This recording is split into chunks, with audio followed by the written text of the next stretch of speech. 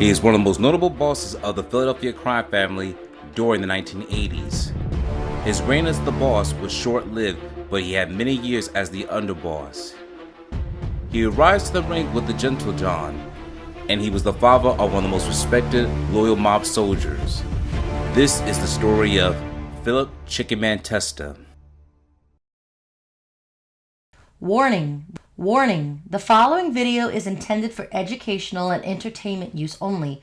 The content will include disturbing images, violent scenarios, and explicit language. This video is intended for 18 plus and older audiences. Viewer discretion is advised. The beginning. Philip Charles Testa was born on April 21st, 1924. There are certain disputes on certain sources to what city and location was he born. Multiple sources said that he was born in Philadelphia, Pennsylvania, while other sources may say he was born in Sicily, Italy. Philip Testa was born to Sicilian immigrant parents, and he lived in the city of Philadelphia, mainly in the South Philadelphia region between 9th and Carpenter Street. There are very limited sources about what covered Philip Testa's life, but we'll try to go over as much sources as we can so you can get a more of a picturesque story about who he was and what he was known for throughout the city of Philadelphia. Philip Testa was one of the most feared and tragic figures in the history of the Philadelphia Mafia, a man who rose to power, happened during one of the most bloodiest and most unstable eras of organized crime in America. His nickname, Chicken Man, came from his legitimate business running a poultry company in South Philadelphia. But behind the scenes, he was deeply tied to loan sharking, extortion, gambling records, and mob enforcement. His story ended in one of the most infamous mob assassinations ever, a nail bomb explosion that literally tore apart his home in 1981, but we'll go more into details about that later on. Early life and reputation. As Philip Testa grew up in the South Philadelphia area where many people of Italian descent had decided to grow their own business, mainly legitimately, Philip Testa himself will also dabble into some of the marketing operations through the whole South Philadelphia community, especially when it came to the poultry business in his early years. While many people did legitimate work in the South Philadelphia area, he himself may have dabbled into illegitimate work. However, he was not known for being a flashy gangster who loved expensive suits or gather attention. Testa had a reputation for being quiet, cold, and dangerous. While he may have garnered the nickname Chicken Man through many of his organized crime figures, many people who knew him say you would never say it to his face because there could have been serious repercussions to that. People who knew him described him as extremely loyal to the Mafia code and very close to a long time to Philadelphia mob boss Angelo Bruno. In his personal life, Philip Chicken Man Testa had married his wife, Althea Archidiacono, possibly in the 1950s. Their marriage certificate has never been known to the public, but it's estimated that they were married in their early 1950s, before 1956 specifically. Because also in that same year, in 1956, he has the most famous Philadelphia mugshot that you may know in him. Every time when you look up his name online, it's usually his famous mugshot from the 1956 from the Philadelphia Police Department. During this time, he was also to be reported to be married during this year. At the year of 1956, he'd be approximately between the age of 31 or 32 years old, depending on the date of the mugshot of the photograph. When he was married to his wife, Althea Archidiacono, who would change her surname to Testa at the very end, it also showed that he helped support her family-owned business farm in Salem County, New Jersey. While he was being arrested throughout the years of his life, he was identified by law enforcement as of not having too much legitimate source of income and was solely dependent on winning as a common gambler, as you can see from the other mugshot picture, in which you can see that is listed as his occupation. The Testa family had two children, one being Salvatore Testa, and the younger child will be Maria Testa. Salvatore Testa really aspired to be just like his father and had the plans of becoming a real legitimate business person, especially after he graduated high school and potentially went to Temple University for a temporary time. But college was not really Salvatore Testa's goal. He wanted to be just like his father, and therefore that's where he himself became more involved in the street business.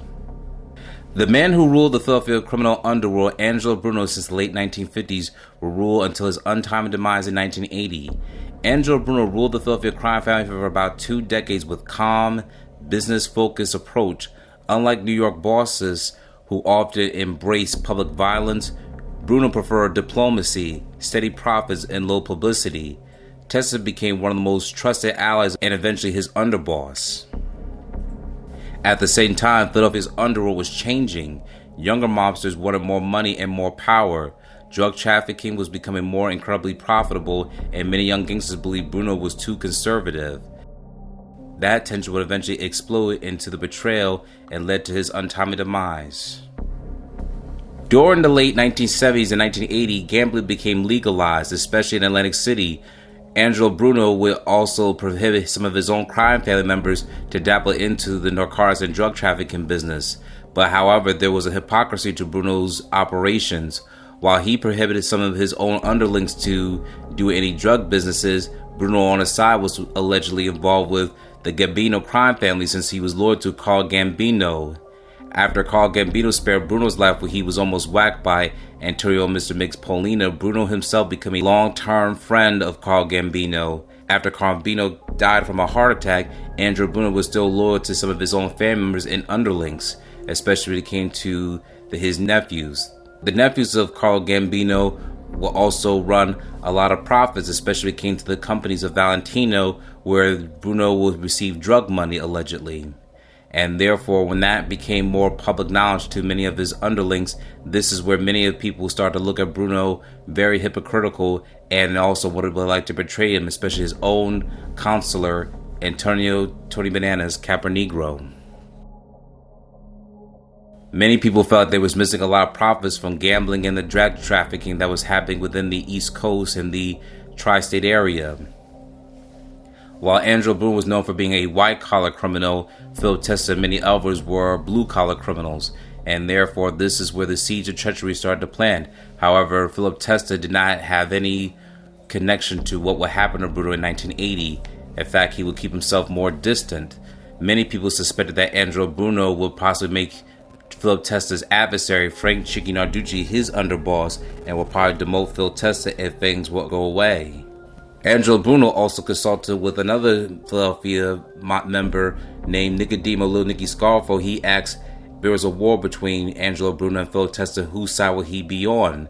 And Nicky Scarfo would just say, una familia, one family. What side would I ever choose on? He said, I'm good friends with Testa as I'm good friends with you. So therefore, Nicky Scarfo kept his distance from both Angelo Bruno's offer.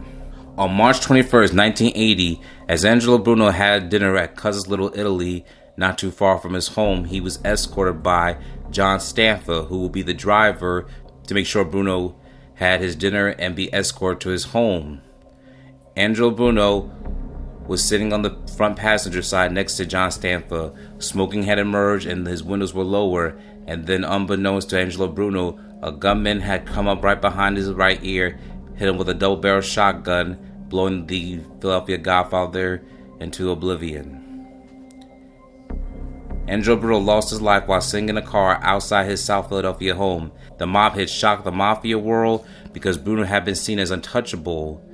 The man widely blamed for orchestrating the assassination was Antonio Tony Bananas Capernegro, along with ambitious mob figures tied to New York's Genovese crime family. The murder of Angelo Bruno triggered chaos inside the Philadelphia crime family, and here's also the stories to what happened after Angelo Bruno lost his life, and this is where Philip Chicken Man Testa will have to step in as his new successor. Philadelphia and southern New Jersey may have a new crime boss, a new boss of bosses to succeed the late Angelo Bruno. The Philadelphia Inquirer says today that man is Philip Testa, 56 years old, and described by police investigators as the meanest and best equipped of all Bruno's former associates. That to survive the fight for Bruno's job. Testa was an underboss in the Bruno family, the man who controlled loan sharking and gambling activities for the family. Bruno was murdered in his car in March, and many sources have said it was linked to a struggle for the control of gambling rackets and other potential mob interests in Atlantic City. Authorities are said to have photographs of a number of top crime figures in Philadelphia going in and out of a downtown restaurant there, where it's believed they pledged their loyalty to the new boss.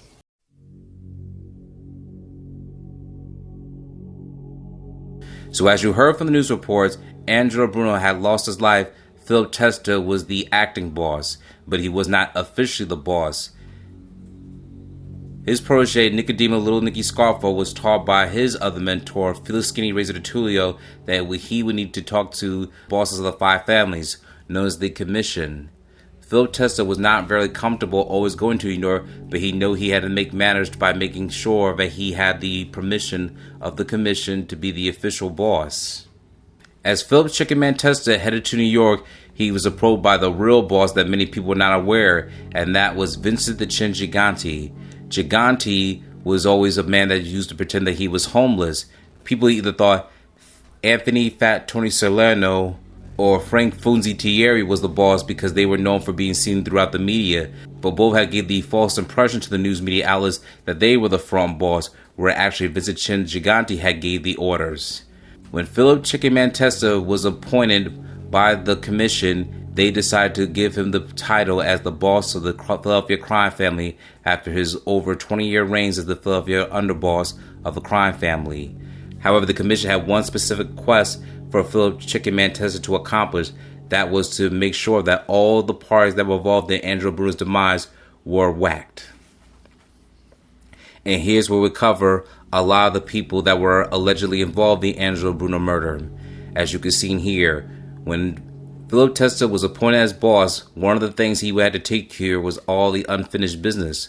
Some of these figures will be involved in the alleged Bruno assassination.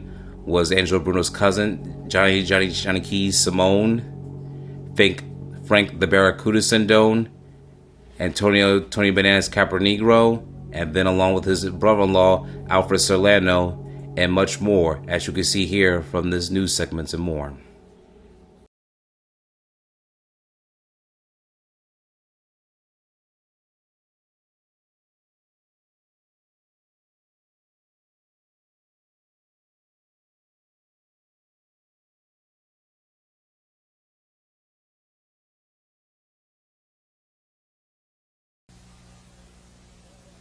All worked in. Never mind, Alex, if you're there. Alright,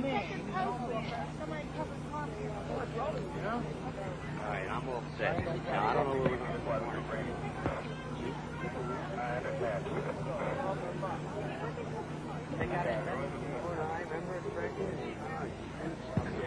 shot. We're allowed to shoot. There's not much more to get here. We understand that there's a hospital in question that we should maybe go to. And just make sure to release the earpiece from the class. Mark has it already. Isn't that his brother then? That Watson over there? Full mail. Here, look, I'll show you. What, coming out of what? Coming out of microwave? Get the shots, I guess. I have a car. There you go. Cover the car. Watch this. That's horrible. That's right. Let me cover the car. You alright, bud? Yeah. Okay. Alright, I'm all set. I understand. Mark!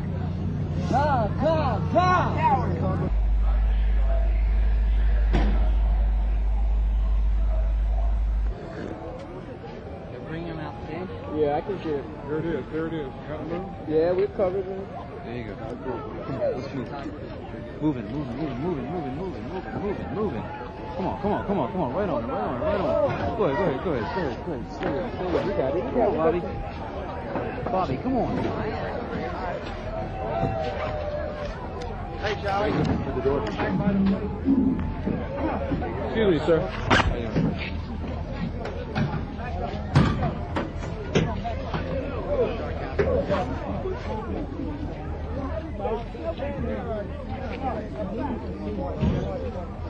Then we go to Cusses, man.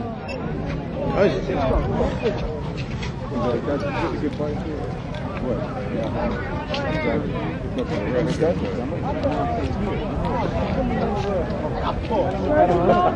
I used to lie with the husband. I'm going to tell the police made a circus of this. I think it's a shame.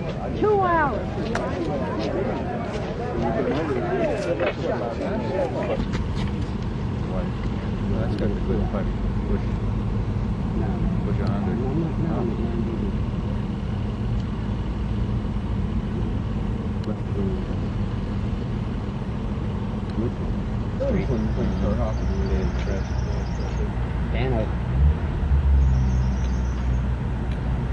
Where's Bruno's candy store, Brad? I have no idea. One of these places was his, right? I think.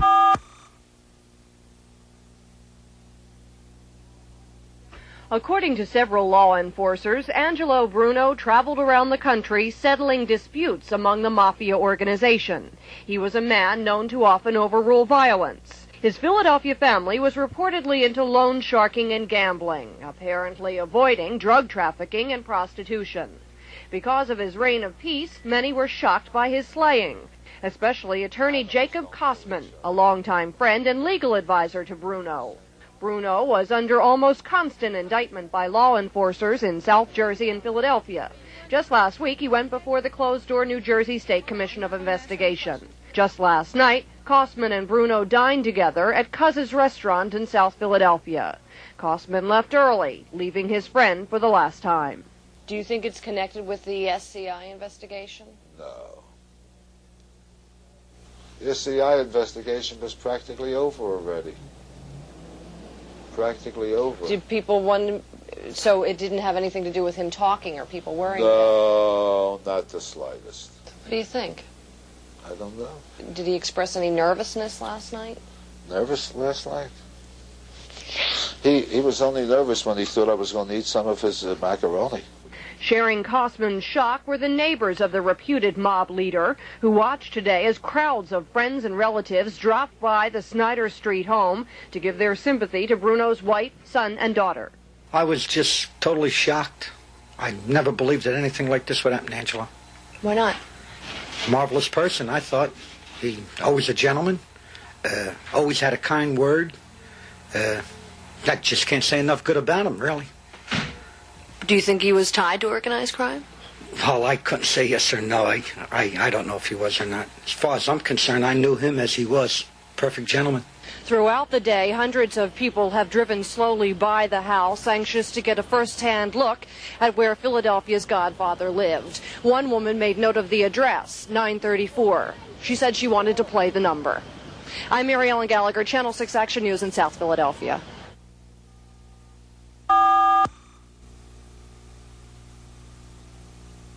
Tell by the way he looked. Look. Who was driving? Who was driving the car? I don't know. All right. Is that a radio?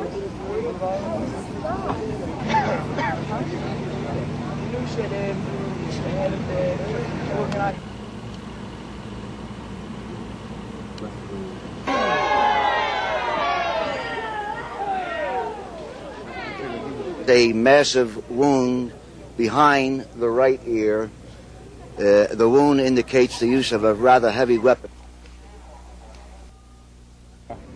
This is Joe Sanchez. It was almost a year ago that the bloody battle for power began. It was March 21st, 1980, when the reputed head of the mob in Philadelphia and South Philly was murdered. The gangland execution of Angelo Bruno was seen as an effort to remove him from power because he did not favor drug trafficking. It was allegedly done with the blessings of the 7 major mob families in America. The deal being that Atlantic City would go to the Gambino family of New York in return for Las Vegas considerations for Chicago-based families. Bruno's death left some top lieutenants struggling for command of the crime family. 6 days after Bruno's murder, there was a meeting in North Jersey involving John Stanfa, Albert Salerno, John Sindone, John Simone, Phil Testa, and Antonio Camponegro. 6 weeks later, Camponegro and his brother-in-law, Albert Salerno, were found in Brooklyn in the trunk of a car. On September 20th, John Simone was found shot to death in a vacant field on Staten Island. His car was found in Yardley, Bucks County. On October 30th, the body of John Sindone, Angelo Bruno's loan sharking chief, was found in a plastic bag behind a shopping center at 20th and Oregon in South Philadelphia. On February 20th of this year, the grand jury indictments were handed up against Phil Chicken Man Testa and 9 other alleged mob members. They were charged with racketeering, loan sharking, mail fraud, and illegal gambling. U.S. Attorney Peter Vira said at the time the indictments would seriously hurt mob activity in Philadelphia. But 10 days ago, law enforcement sources told Action News that other mob families had decided that the indicted men were expendable and there was a chance they would exchange information if the feds would go easy on them. Therefore, the execution of Testa may have been ordered simply as a practical matter. This is Joe Sanchez, Channel 6 Action News.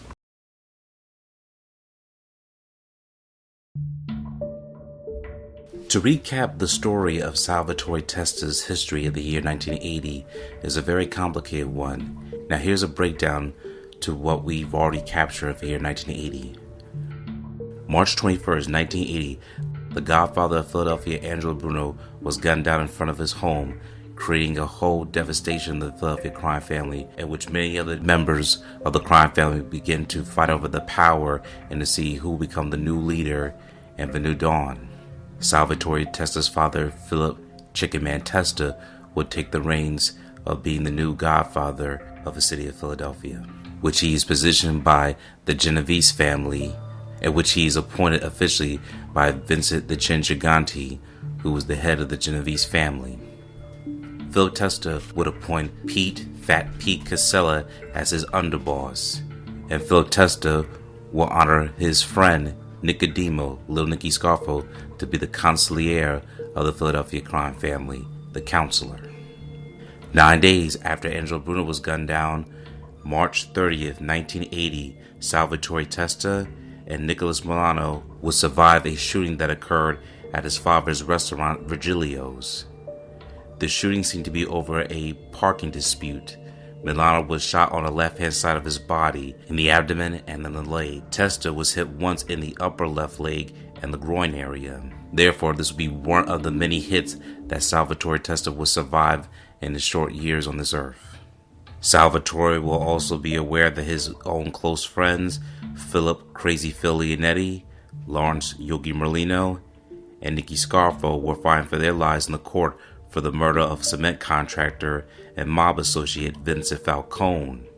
And on top of that, Salvatore Testa's mother, Althea Archidiacono Testa, was informed that she has cancer, and in the year 1980 she was informed that she was the victim of terminal cancer. The devastating news will harm Salvatore Testa and his family, and the year was still not over. June 5th, 1980 is where Testa will earn his button.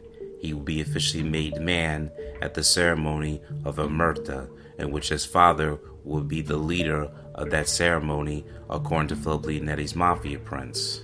In that same room, according to Philip Leonetti, Frank the Barracuda Sindone, one of the most notable loan sharks who worked under the Angelo Bruno regime and was associated with Capra Negro, who was said to be not only the man who called the shots of Angelo Bruno's downfall, but also was the supposed gunman that took the life of Angelo Bruno.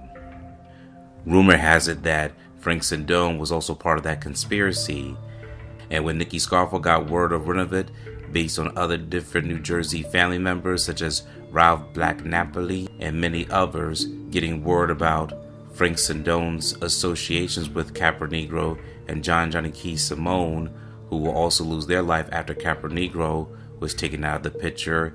Johnny Key Simone's will be taken out next, and therefore Frank the Barracuda Sindone was next on that top of that mob hit list. When Nicky Scarfo and many other people were under Philip Testa's reign, they all had to set up the hit on Frank the Barracuda Sindone according to Vincent the Chin Gigante's orders. Vincent the Chin Gigante had ordered Philip Testa. One of the things that they need him to be as godfather of the city of Philadelphia was that he had to complete the task of those who were involved in the hit of Angelo Bruno were said to be whacked. And since Frank Sindone was the next person on top of that list, after Capra Negro, Simone, and several other associates were now dead, therefore Frank the Barracuda Sindone was next. Now, this is where Salvatore Testa will allegedly become part of that picture. According to Philip Leonetti's Mafia prince, he was said that Salvatore Testa will have to play a small role when it came to the hit on Frank the Barracuda Sindone, since he had just become a made man, so therefore Sindone doesn't become too suspicious of him. What he will mainly play will be the driver when it comes to this mob hit sanction. Here's the story of the mob hit on Frank the Barracuda Sindone. and Salvatore Testa took him to a house in South Philadelphia where Frank Monti was waiting inside to see him. The demise. But within the weeks of the not guilty verdict of Vincent Falcone's murder, Little Nicky was back to his murderous ways. Sindone was one of the guys who was involved in the plot to kill Angelo Bruno, and he and Nicky Scarfo hate each other, according to Philip Leonetti's Mafia prints. Leonetti stated that in his book that Sindone was a snake and he couldn't be trusted. Philip Testa agreed, so they set him up. Salvatore Testa took him to a house in South Philadelphia where Frank Monti was waiting inside to see him. When Sindone was shaking hands with Frank Monti, according to Philip Leonetti's Mafia prints, Salvatore Chucky Miller shot Frank Sindone in the back of the head and killed him. Chucky hit him 3 times in the back of his head, and they dumped it in an alley behind a store in South Philadelphia. Phil Testa immediately sent word out that Sindone's entire operation was to be split between his killers, Salvatore Testa, Chucky Merlino, and Frank Monti. Sindone's top lieutenant, Joseph Chicky Ciancaglini, was now aligned with the Testa and Scarfo regime. Ciancaglini, who was now aligned with Testa and Scarfo, will also receive a piece of the action and will oversee that what remained of Sindone's crew. Frank Sindone's corpse was dumped behind a South Philadelphia variety store on October 29, 1980. The store was called G.C. Murphy Store at 2001 Oregon Avenue. The store is blocks away from Sindone's house. We will show you the footage of G.C. Murphy and the newspaper of the Barracuda's death being reported.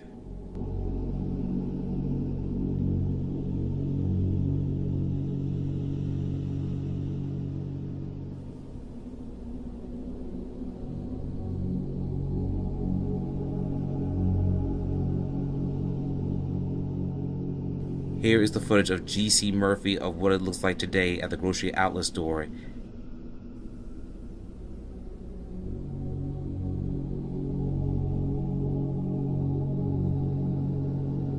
Here's the alley where Frank the Barracuda Sindone's body was found.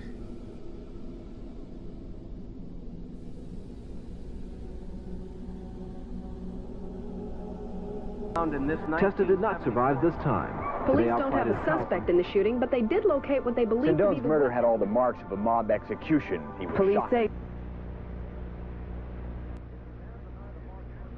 It began the night of March 21st when Angelo Bruno, a respected and powerful don in La Cosa Nostra, was shot to death in front of his Snyder Avenue row home while sitting in a car driven by John Stanfa. Stanfa has since disappeared. Then, in rapid succession, the grisly murders of Antonio Caponegro, the Bruno family's North Jersey boss, and his brother-in-law, Alfred Salerno. Both bodies were dumped in the Bronx.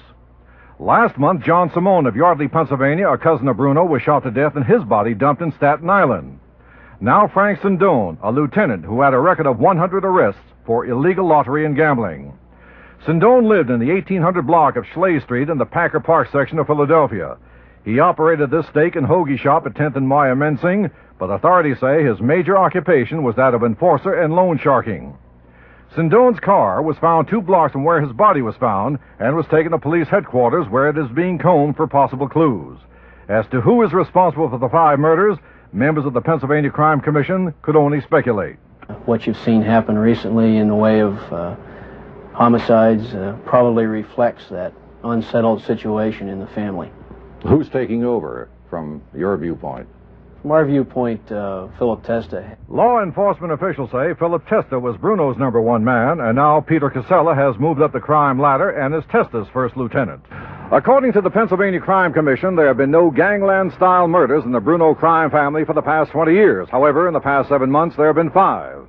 The Crime Commission declined to say who might be the next, but added there probably would be others who, like Frank Sindone, would meet similar ends in similar places like this. Hank Berger, Channel 6 Action News, South Philadelphia. And part of the sources also have been confirmed through Philip Crazy Phil Leonetti's Mafia Prince book, who was the nephew of Nicodemo Lil Nicky Scarfo, as we talked about previously. Philip Testa inherited a family full of paranoia, betrayal, greed, and factions of all trying to gain control. Many historians believe Testa never truly had absolute authority. Instead, he was seen as almost a transitional figure, while younger and more ruthless gangsters maneuvered behind the scenes, becoming the boss. As the boss, Philip Testa tried to stabilize the organization. He was feared because of his violent reputation, and many members respected him. However, the streets of Philadelphia were becoming more increasingly savage. The mob under Philip Testa became tied to illegal gambling, loan sharking, extortion, labor racketeering, numbers operations, methamphetamine trafficking networks, and more. One of the people also, after Angelo Bruno was gone, was associated was John McCullough.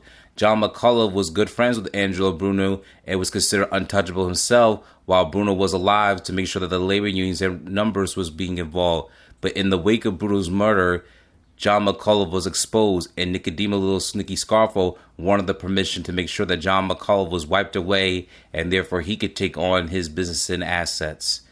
With permission of Philip Testa, Nicky Scarfo had made sure that he created his own little small faction to make sure that John McCullough was whacked, as you could hear from many different newspapers and different segments about this alleged mob hit. The atmosphere was tense constantly. Members feared internal betrayal more than the police. One major source of instability involved Harry the Hunchback Riccobene, an independent and stubborn monster who refused to submit to the Scarfo-aligned leadership.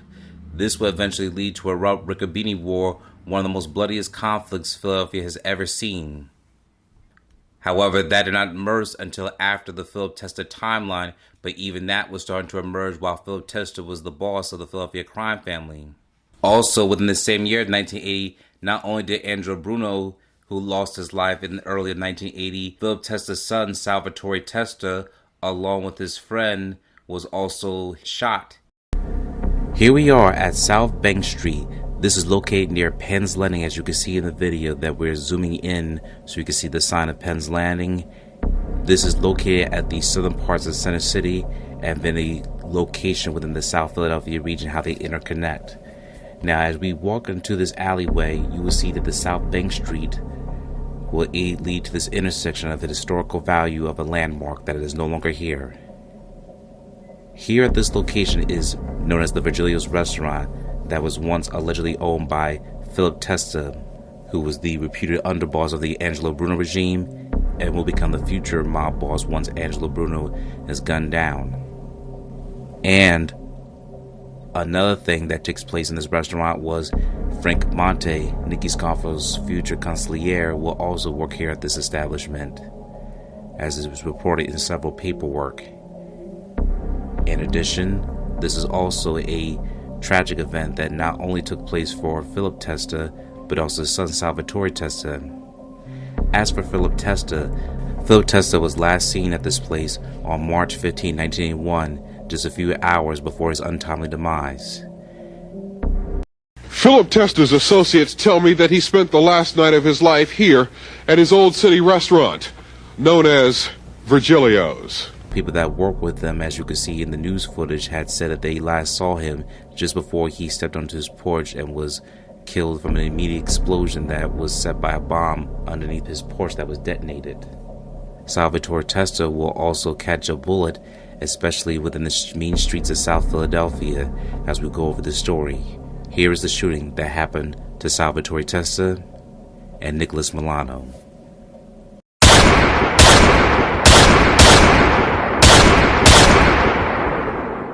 On March 30th, 1980, on a Sunday night, slightly past midnight hours. Here is from the Philadelphia Inquirer, 2-day mob incident in 9 days by Dwight Ott and Jack Severson. The son of the heir apparent of Philadelphia's organized crime family was shot and seriously wounded early today outside a restaurant reported to be owned by his father. Salvatore Testa, 23 years old, of 2117 Porter Street, son of Philip Chicken Man Testa, was shot in the abdomen outside Virgilio's Restaurant, 5th South Bank Street at 12:20 a.m. Philip Testa was reputed to be the underboss to crime boss Angelo Bruno, who was slain execution style March 21st on the streets of Philadelphia outside his South Philadelphia home. A second man identified as Nicholas Milano, 19 years old, of 3000 South 15th Street, was shot in the chest, police said. Both men were taken to the Thomas Jefferson University Hospital where they were reported in serious condition. Police said a lone man shot victims outside the restaurant, then fled. Police were reportedly questioning a man earlier 2 days who was picked up near the restaurant, but it was not immediately known if he was a suspect. Just 9 days had passed since Bruno was slain with a shotgun blast as he sat in a car outside his home in 934 Snyder Avenue. Bruno was buried on Wednesday. We'll conclude that article from the Philadelphia Inquirer. That was on Sunday, March 30th, 1980, as the shooting occurred hours before this article was being reported. The next day, the Philadelphia Daily News picked up a source and stated this by Philip Wise: cops, Testa not shot by mob. So this was not a mob hit, according to the Philadelphia Daily News.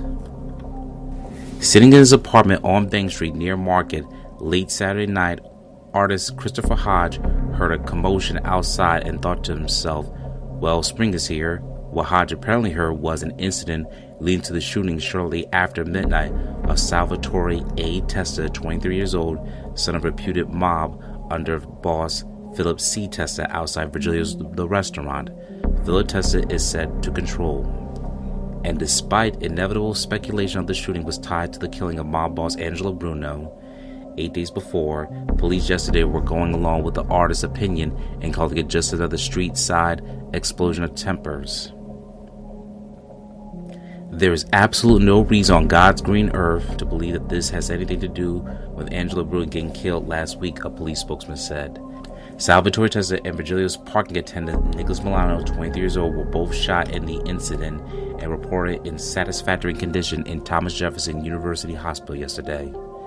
Testa of Porter Street near 21st in South Philadelphia was hit once in the upper leg and groin area.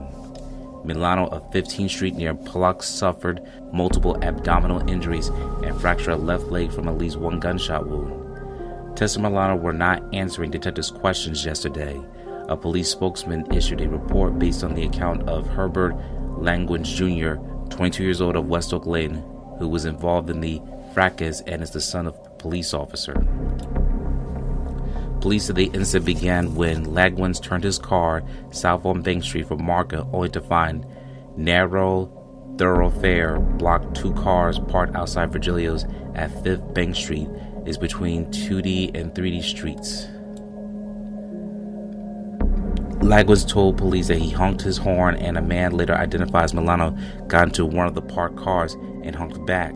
Langwins then got outside of his car to argue with the man, and a fistfight ensued. At this point, Langwins was surrounded by 3 or 4 other men, and one of them pointed a pistol at him, he told police. He grabbed at the gun and fell to the ground with the man who was holding it, police reported. In the struggle, the gun went off twice. Langwins got up and fled west on Market Street, he told police, claiming he heard another shot as he ran. Witness to the scuffle called police and gave them a description of Langwins. He was picked up within minutes at South and Market Street and told police he had phoned them himself from 5th and Market Street. Police yesterday were investigating that claim. Testa and Milano were taken by a private car to the hospital. Police showed them that Langwins pictured there later, and the two said that they had never seen the man, police reported. The gun, which police believe a .38 revolver, has not been recovered. Langwins has not been charged in the shooting, police said. That concludes that section of the page. Here's the continuing page of cops. Testa was not shot by the mob. Continue from page 3. Langwins' father, Herbert Langwins Sr., a 14-year police veteran, declined to comment.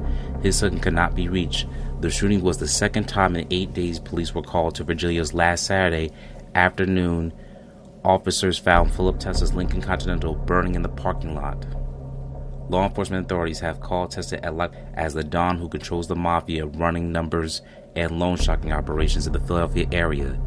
Testa spends much of his time at Virgilio's, and authorities say he owns it, although a man calling himself the restaurant's manager phoned the Daily News last week to say 3 other men whom he wouldn't name own it. However, a check of the city's tax records today disclosed the building's owners are listed as Philip Testa and his wife Althea of the Porter Street address. Records indicate they bought this place September 21st, 1976.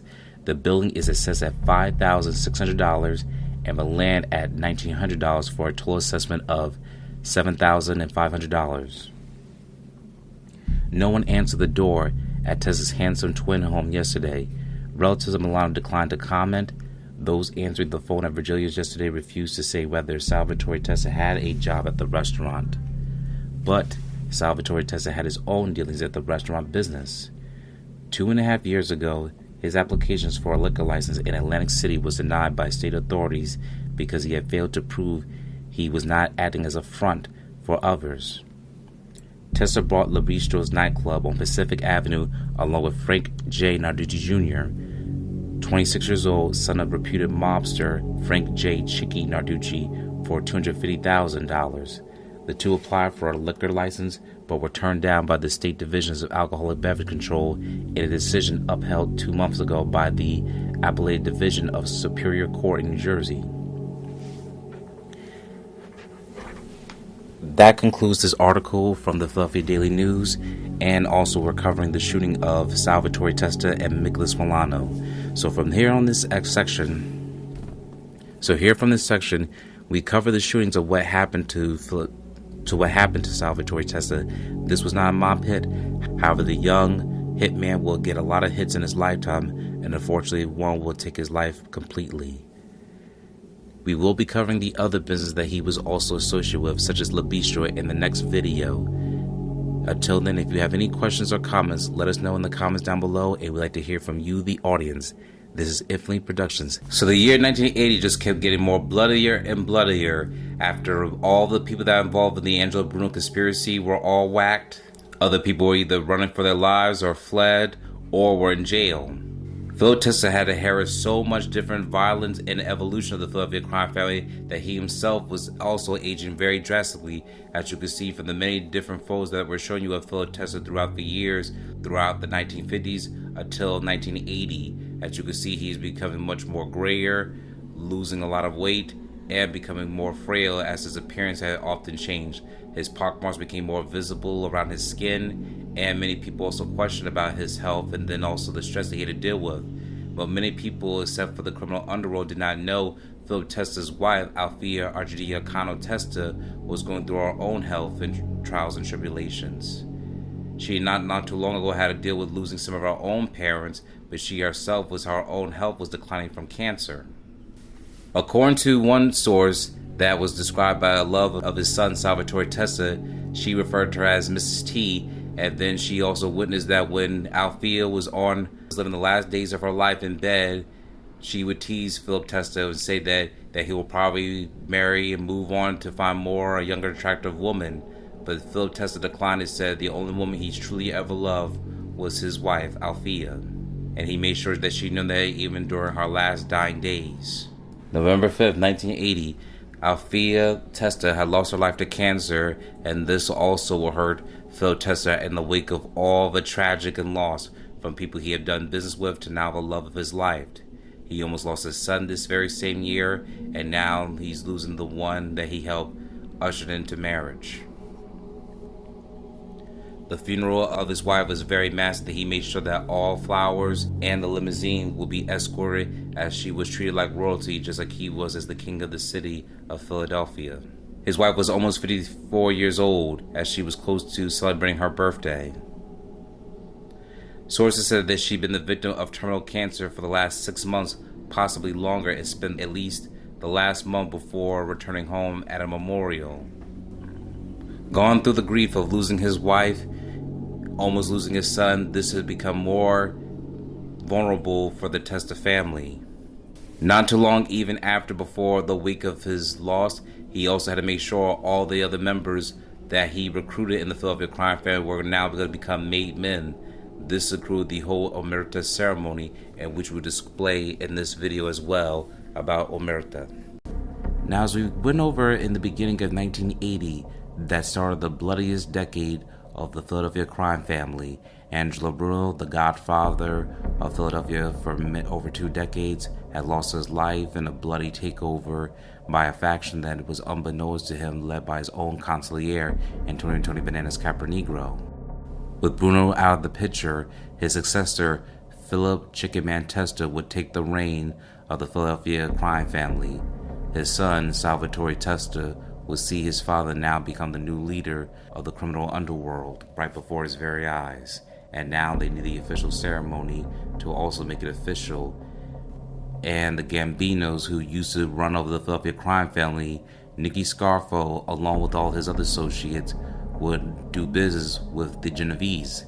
The Genovese, led by Vincent the Chin Gigante, would take over the ranks of the Philadelphia crime family members, and they appointed Testa as the new boss of the Philadelphia crime family officially themselves, led by Anthony Fat Tony Serlano and Frank Fuzentieri. One of the first things that Philip Testa decided to do was he decided to make all his other different associates now officially made members. This is where the Omerta ceremony begins. According to Philip Leonetti's Mafia Prince, Chapter Blood Oath, Philip Leonetti had all the bona fides necessary to become a made man, a fully initiated member of La Cosa Nostra, the secret society that Luca Luciano and his friends had started in 1929. He was a two-time killer who had personally ended the lives of a wayward hustler named Louis DeMarco in 1976 and of a disobedient mob associate named Vincent Falcone in 1979. He had been involved in the planning of two more mob murders, the 1977 murder of Pepe Leva and the 1978 killing of municipal court judge Edward Helfand. He was a nephew and constant companion of Nicodemo Lil Nicky Scarfo, the newly appointed consigliere of the Philadelphia mob and one of the most feared gangsters on the entire East Coast. He had rubbed shoulders with men like Angelo Bruno and Tony Bananas Capernigo, both now deceased, and had maintained a long relationship with successor Philip Chicken Man Testa and Ralph Blackie Napoli. He was feared and respected in the streets of Atlantic City and South Philadelphia. He was known to the men in New Jersey and in the social clubs in Little Italy. He was a good kid in the eyes of Bobby Manna, the powerful Genovese family consigliere, and most importantly, his bloodlines were pure. He was 100% Italian. He was only 27 years old. Meanwhile, his friend Salvatore Testa was only 24 years old, especially on this specific day, June 8th, 1980. A few months after Angelo Bruno was gunned down and Philip Testa became the new boss, the Falcone trial was less than 2 months away. One day, Nicky Scarfo takes Salvatore Chucky Merlino and Lawrence Yogi Merlino to Scanicchio's for lunch. While they were eating, he tells them that tomorrow's going to be a day for this. He rubs his index finger and then his thumb together, meaning button. He tells us, don't be nervous. Everything's going to be nice and smooth. So the next morning, they wake up early, showered, shaved, and wearing their best suits. The night before, the men borrowed a car from a friend and parked it a few blocks away. They left the Cadillac in front of the office on Georgia Avenue. Philip Leonetti, Nicky Scarfo, and Lawrence sneak out of the back of Georgia Avenue through the alleys and they make their way to the car parked on Texas Avenue. They were driving. Nicky Scarfo tells them that the ceremony is going to be at the house in South Philadelphia belonging to Pete Casella's brother-in-law, Johnny Capello. Philip Leonetti is driving the car, Nicky Scarfo is in the passenger seat, and Lawrence Merlino is in the back. They had to pick up Salvatore Chucky Merlino, and then they had to head to Johnny Capello's house. As they were driving, Nicky Scarfo was telling them about the ceremony and what to expect, and this was very clear in the car. They felt comfortable talking about. It was in the summertime and it was scorching hot, and Nicky Scarfo doesn't like air conditioning because it bothers his allergies. So they're driving, and Philip Leonetti and Lawrence Merlino are dying in the heat while he's talking. He's as cool as a cucumber, but they're melting. Philip Leonetti catches Lawrence Merlino's eyes a few times in the back seat, and they gave each other a look, but they can't say nothing. So they pick up Chucky Merlino and they head over to Johnny Capello's house. People were arriving as they were. Blackie Napoli and Petty Specs Martorano was there from New Jersey. Sindone was there with Chicky Ciangalini. Pete Casella was there. Santi Idona was there. Freddie Iazzi, Chicky Narducci, and his son Frank were there. Cuckoo Johnny Grande was there with his son Salvatore, whom we all call Wayne. Frank Monte was there. The blonde babe was there. Even my great uncles, the Piccolo brothers. I can't remember everyone else, but the house was packed. The whole organization was there, the whole mob. When we walked in, everybody's hugging and kissing us. Me, my uncle, Chucky, and Lawrence. Then Philip Testa and Salvi arrived as the ceremony begins. Philip Testa starts off by introducing us, the guys who were getting made, to everyone in his room. It was Philip Leonetti, Salvatore Chucky Merlino, Lawrence Yogi Merlino, Salvatore Salvi Testa, Frank Narducci Jr., Wayne Grande, Pete Casella's brother, Anthony Casella, Bobby Lumio, and the blonde babe, Old Man Pungatore, who were getting made that day. They then pull all of us into a room in the house away from the group, and a few minutes later, the person who is sponsoring you comes to the room and gets you and brings you back into the group. Now, before the ceremony started, the house was like a big party. Everyone was carrying on and it was very loud, but now you can hear a pin drop. When it was Philip Leonetti's turn, Nicky Scarfo came back and got him and walked him into the room. Everyone was standing around a big table, and Philip Testa was ahead of that table. On the table was a knife and a gun. On one side of Philip Testa was Pete Casella, the underboss, and on the other side was Nicky Scarfo, the consigliere. Philip Testa said, "Philip, do you know why you're here?" And Philip Leonetti says, "No, I don't." And the whole room erupts in laughter. Of course they knew why Philip was there, but you were supposed to say that you didn't. It was a running joke. Philip Testa said, "These men at this table, do you know who they are and why they are here?" Philip Leonetti says, "Yes, I do." Testa said, "Do you have any problems with any of the men in this room, or any reason why you should not be here today?" Leonetti said, "No, I do not." Testa said, "Would you like to join this thing of ours?" Leonetti said, "Yes, I would." And he asked me to stop. And Testa asked him to step forward close to the table. Testa pointed to the knife and gun, and he said, Would you use these to protect your friends?" And Leonetti said, "Yes, I would." He said, "Would you place this brotherhood before everything that you love in your life?" Leonetti said, "Yes, I would." He said, "If you had a wife or a child and they were on their deathbed and we needed you, would you lead them and join us?" Leonetti said, "Yes, I would." Philip Testa then said something in Italian, and then the men in the room formed a circle and held hands. He instructed Leonetti to go around the room and greet everyone. So Leonetti went around the table, shook hands, and kissed each man on both cheeks. When Leonetti got to the head of the table, he kissed Nicky Scarfo and then kissed Philip Testa. Nicky Scarfo used the pin from a small gold clip to prick the trigger finger, and then he told him to cup his hands. He had a small piece of paper with a picture of a saint in it. He listed the picture on fire and placed it into his hands. Phil Testa told him to repeat after him. He said, "May I burn like the saint if I betray my friends." And he told him to keep saying it and saying it until the flame burned out. Then he told him to go back into the room and greet the men like he did earlier. Only this time, when Leonetti was made, it was around the table and got back to Phil Testa. The circle broke and Philip Testa said something in Italian, which the words amici and la cosa nostra, which meant friend, and this thing of ours. And then he took his hand and circled it and forward again. But now he was a part of it. He was a made man.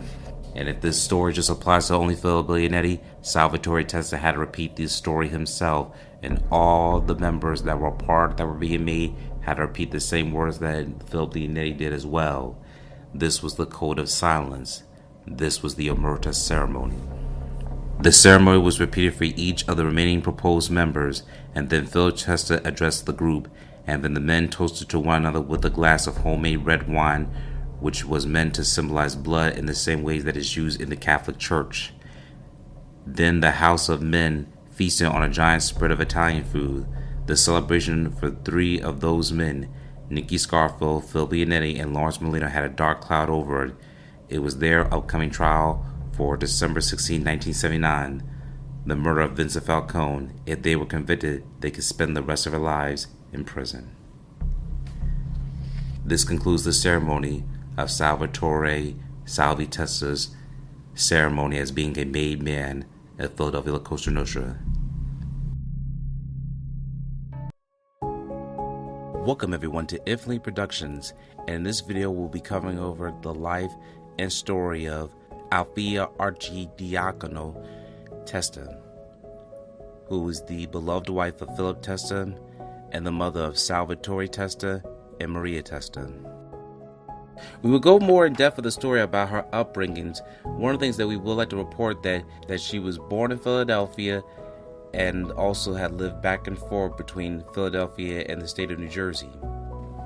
At the age of 25 in October of 1952, she was married to Philip Charles Testa, who will one day be the future crime boss of the Philadelphia crime family. Within the marriage, they bare two children.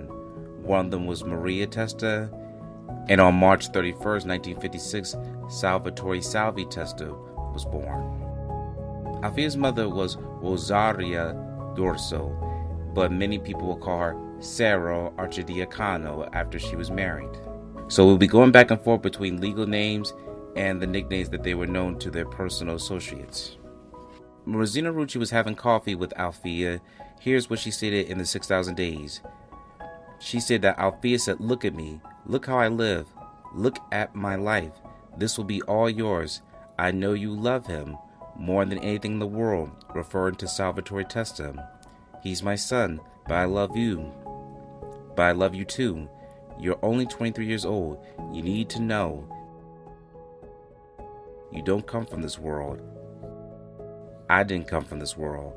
My people were farmers down in Jersey. They sent me to live on 9th and Christian with my grandparents so I can go to the school, and then I met him. I met my husband. We were kids. He was very persistent, like Sal was with you. I didn't know what to make of all of it. He was very charming, flirty, and I fell. And then it was done. And now this is my life. And it's very hard. Do you know how many times I made dinner working all day in the kitchen, and he would come downstairs all dressed up in a black silk suit and say, "Oh, I'm sorry, I won't be here for dinner tonight. I got something to do." And I'd be left alone with the kids. Why even when Maria was born, he was away. I deliver her on my own with my family around me.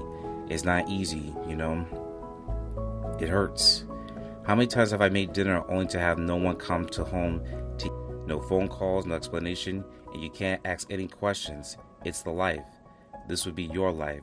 This will be what you would have to take. You have to believe and know you can do it, and it's not easy, no matter how much you think you love him. Rosina Rucci's response was that she did not have an answer at that very moment. However, she knew that Alfia wanted what was best for her son and to be happy with the right person, and she wasn't so sure if that person was her. And she believes that's what Alfia may also probably reflected as well. In the backstory of Alfia Testa, Leonardo and Rosaria Archidiacono live in a small ranch house in Sweetsboro, New Jersey, near the farm they owned and tended. She worked on the farm with them and when she was a young girl and helped her mother raise her 3 younger brothers. When they retired, Philip Testa brought them their little ranch house. Rosina Rucci used to love to go down to visit them, and Alfia's brother, Uncle Joe, who was the youngest brother of Alfia, who still lived with his parents and looked after them for her. Salvatore Testa was very devoted to his grandparents. He and Rosina Rucci used to go down there once a week for years and visit them and have dinner or lunch on a Saturday afternoon. Sarah Archidiacono, Salvatore Testa and Maria Testa's grandmother, they referred to her as Little Grandmom because she was very short and round and completely madly in love with her grandchildren. Salvatore Testa had reciprocated that same love, as she used to kiss his forehead, and he would also imitate the boxer legend Muhammad Ali and punches to tease her. She looked at Rosina and say, "Rosa, what the hell's wrong with them?" Grandma sang when she spoke, and nothing was more beautiful than that smile on her face as she stood at the door, watching them pull up in a car. She was a great cook when she knew Salvatore Testa was coming from, as Alfia's father, Leonardo, would watch TV. Leonardo, nicknamed Leonard, and Sarah were born in Sicily, a hard-scrabble little town just a few minutes away from Taormina. Rosina Rucci said you knew they were from that location because they had a golden brown with just a tinge of red in their skin. Neither of them had wrinkles. They both had light eyes, and although their hair was already white, she already knew that they had been more blonde than dark. Leonard and his son Joe used to make good homemade wine, not at all tart or bitter. They drank with every meal. Salvatore Testa loved his grandfather, Leonard. Leonard Archidiacono had worked so hard farming for so long that his hip bones were basically gone. He couldn't take one step without his walker or crutches. He was big, sturdy, bull of a man, but the arthritis got the best of him. He was always in pain and somewhat sad, but was always very sweet to others. Salvatore Testa hugged and kissed him and says anything like, "Hey Pop, what do you say we unload Grandmom and go find some babes, me and you?" He enjoyed it, making his grandfather laugh and always joked with them. They were always a palpable love and sweetness and gentility in the house. Their love was very palpable. Rosina Rucci loved being there with them. Philip Testa essentially supported them. They loved him, but they were afraid of a life that he lived. Alfia's mother, Sarah, used to tell Salvatore Testa to go to school and study and forget the streets. He would just tease her and respond and always said that he was going to be the next Muhammad Ali. When Leonard's health started to fail, his daughter Alfia went back and forth between Swedesboro and South Philadelphia every day, 1 hour each way, to look after him and her mother. She and her brother Joe bathed and dressed them. Very hard work, but she never, ever complained. One day, an old friend of hers who had completely different spirits said to her, "Oh, Al, these old people, are they going to be death to us?" Alfia Testa was appalled. She replied, "If I had to, I would take care of my parents for 100 years and be grateful that I still had them with me." That was her response. Leonardo Archidiacono eventually died in late 1978, and not even 2 months later, Alfia Testa was diagnosed with cancer, multiple myeloma, in her spine. She died 18 months later on November 5th, 1980. When Alfia Testa lived, she was at the service of everyone around her. She did everything for everyone. Every day, cook, clean, wash, and iron her own home and her parents. She walked to church every morning for the 8:30 Mass and was particularly devoted to St. Jude, the patron saint of hopeless cases. Afterwards, she'd come to Rosina Rucci's house and have coffee with her mother. When Alfia Testa became sick, Rosina Rucci's mother every day would help her, along with Alfia's 2 best friends, Teresa and Emma. Philip Testa would talk to Rosina Rucci's mother and the other ladies in private about his worries, about how sick his wife was, about how he didn't know what to do, where to go, how to help her, and ask for their help. Rosina Rucci's mother and the ladies always told him that they will always be there to do anything and everything possible to make her comfortable and to look after her. That was actually when Rosina Rucci got to see the other side of Philip Testa, the exceptional devoted husband, and she saw a dimension to his soul that she never seen before. As Alfia became sicker, Philip Testa had a look of fear and sadness on his face. They never left, only deepened. She believed that he was so filled with fear by the thought of losing his wife, and he began to mourn her even before she passed away. In the last month before she passed, Philip Testa almost never moved from his spot by Althea's bedside. Many people had witnessed him in the upstairs room, and when Philip Testa accompanied his wife, he would love to read a book or a magazine, even when others never had saw him cry. One time, Althea Testa joked and said, "Oh yeah, pretty soon you'll be out at the nightclubs looking for somebody new and young." He replied, "Not at all," in a maudlin way. "Althea, I thank God every day that you are my wife and that you will always be my wife." She looked at Rosina and said, "See, there's nothing I could do." Their love was huge and full and playful, and so very genuine. The family watched her slip away inch by inch, and quite frankly, nothing was more awful for Salvatore. Mother and son worshipped each other.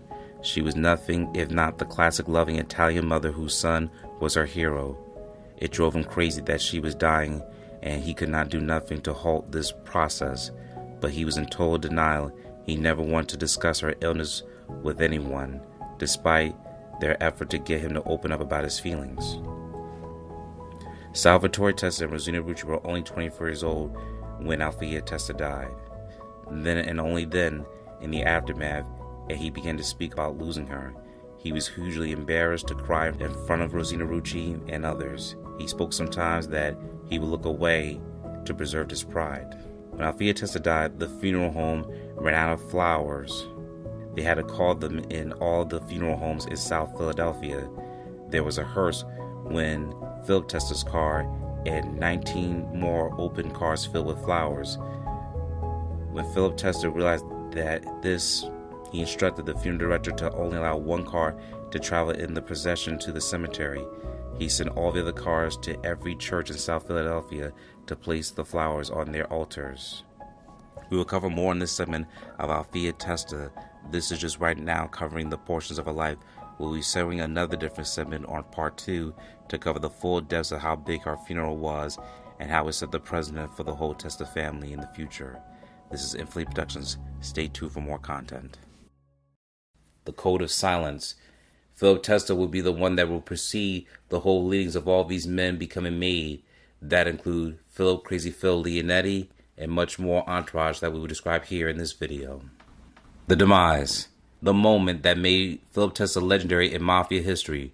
On March 15, 1981, after Philip Testa was doing business at his restaurant at Virgilio's, he will also make sure that he would go to his home just a few hours after midnight.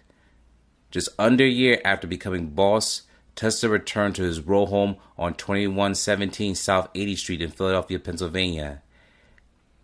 Little did he know across the street there would be a station wagon where many people that supposedly worked for him would now also turn their back, and Angelo Bruno's successor, Philip Testa, also known as the Chicken Man, would take the reign as the city's godfather. However, just like Bruno, there was an internal conflict happening within the crime family. Frank Chicky Narducci, a long-time member of the Philadelphia crime family, he would work with Pete Casella, the underboss that Testa made under his regime. Peter Casella was a drug dealer and was a longtime family member, and unbeknownst to Testa, there was a coup to go after his rank as the godfather. Frank Chicky Narducci had the money, but Peter Casella did not. So therefore, to overthrow Testa, Frank Chicky Narducci would pay Pete Casella to overthrow Philip Testa, so he would be the boss. In exchange, Peter Casella would be financed through this type of transaction. However, like all other criminal organizations, there comes a trickle-down effect. Peter Casella had his driver, Rocco Marinucci, who was not a made member, but he was an associate. Rocco Marinucci was a pizza parlor, and within his block that he lived on between 12th and Dickinson, he also recruited younger people. One of these young people that he recruited to do any violent activities would be Theodore DiPietro. All these members, from Frank Chicky Narducci, Peter Casella, Rocco Marinucci, Theodore Ted DiPietro, and other members would now take in the participation of Philip Testa's demise. On a cold night, March 15th, 1981, as the dawn of the new day was coming, it was still pitch black. Mob boss Philip Testa had just come back from his restaurant, Virgilio's, and was willing to step into his house. As soon as he stepped forward to the porch, unbeknownst to him, he left his car double parked. Behind that vehicle was also a black Volkswagen filled with many members of his own entourage. The reports state that Rocco Marinucci, Peter Casella, and Theodore DiPietro were involved in that vehicle. DiPietro created a bomb underneath Testa's porch. Rocco Marinucci is reported to be the one that would detonate it. As soon as Testa reached his hand for the doorknob,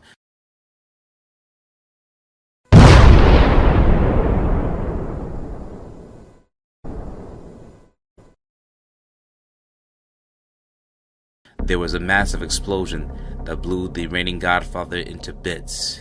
He was mortally wounded.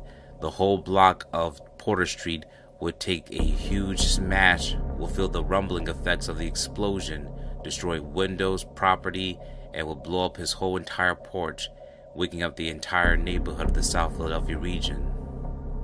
Testa will succumb to his injuries, and this will mark another loss of the city of Philadelphia, losing two godfathers in less than a year. It's unprecedented and untimely. On February 20th of this year, the grand jury indictments were handed up against Phil Chicken Man Testa and 9 other alleged mob members. They were charged with racketeering, loan sharking, mail fraud, and illegal gambling. U.S. Attorney Peter Vira said at the time the indictments would seriously hurt mob activity in Philadelphia. But 10 days ago, law enforcement sources told Action News that other mob families had decided that the indicted men were expendable, and there was a chance they would exchange information if the feds would go easy on them. Therefore, the execution of Testa may have been ordered simply as a practical matter. This is Joe Sanchez, Channel 6 Action News.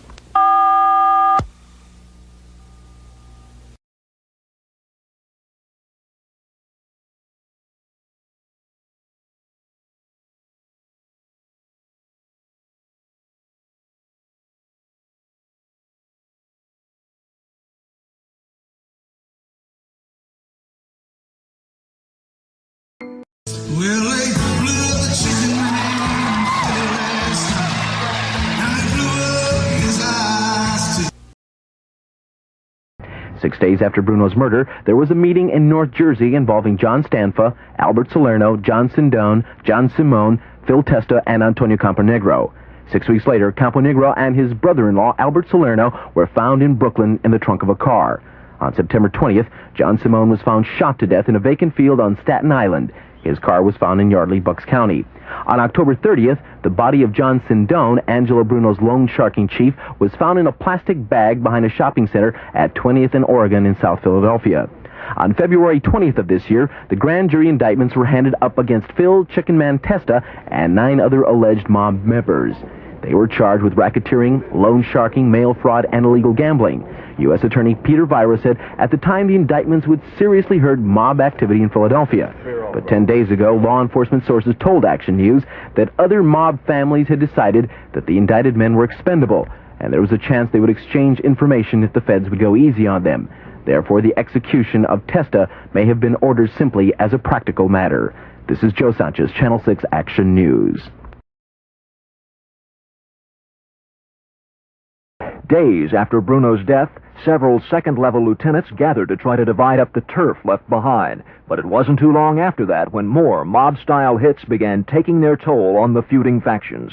Antonio Camponegro and Albert Salerno were both found dead. Their bodies had been stabbed, shot, and mutilated. Another reputed mobster, John Simone, was shot dead. His car was found in Yardley, Bucks County. A month after that, the body of Frank Sindone, allegedly Bruno's loan sharking chief, was found in South Philadelphia.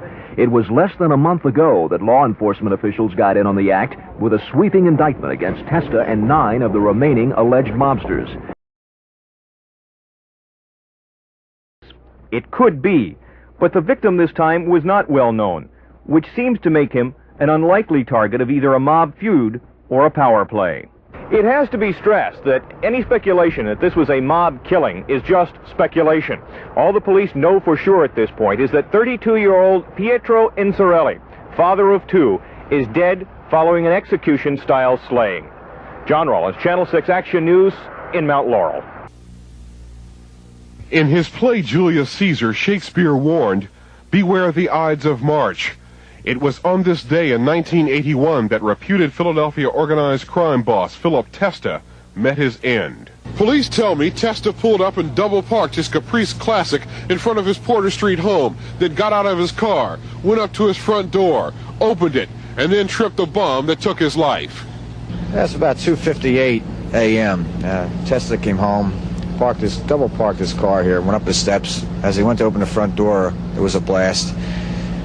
And as you can see what the explosion did, he was taken to St. Agnes's Hospital then, and he was pronounced dead at 4:15 a.m.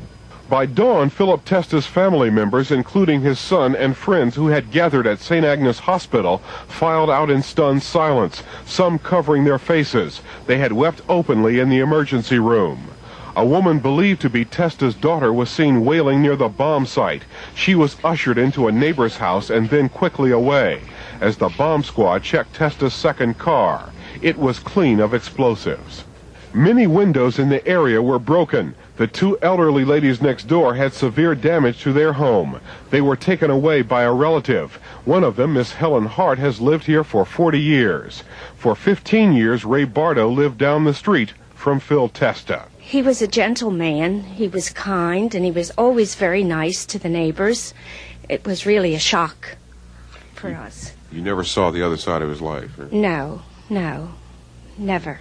Philip Testa's associates tell me that he spent the last night of his life here at his old city restaurant, known as Virgilio's. Outside the Testa home, I spotted one of the last persons to see Testa alive, the manager of Virgilio's, who refused to give me his name. You were the manager of his restaurant? Right. When was the last time you saw him? Did you see him last night? Yeah, he was there all night. And what time did he leave? I left before him. Did he say anything last night? Did he seem to be upset or know that he was in danger? Very good mood. So, on this frigid Sunday morning in mid-March, Philip Testa is killed gangland style, right on his own front porch. It was less than a year ago that his former boss, Angelo Bruno, was killed in front of his South Philadelphia home. It was last month that Testa and 9 other Philadelphia organized crime figures were indicted by a federal grand jury. Testa's killing today is no surprise to Philadelphia police. Vernon Odom, Channel 6 Action News in South Philadelphia.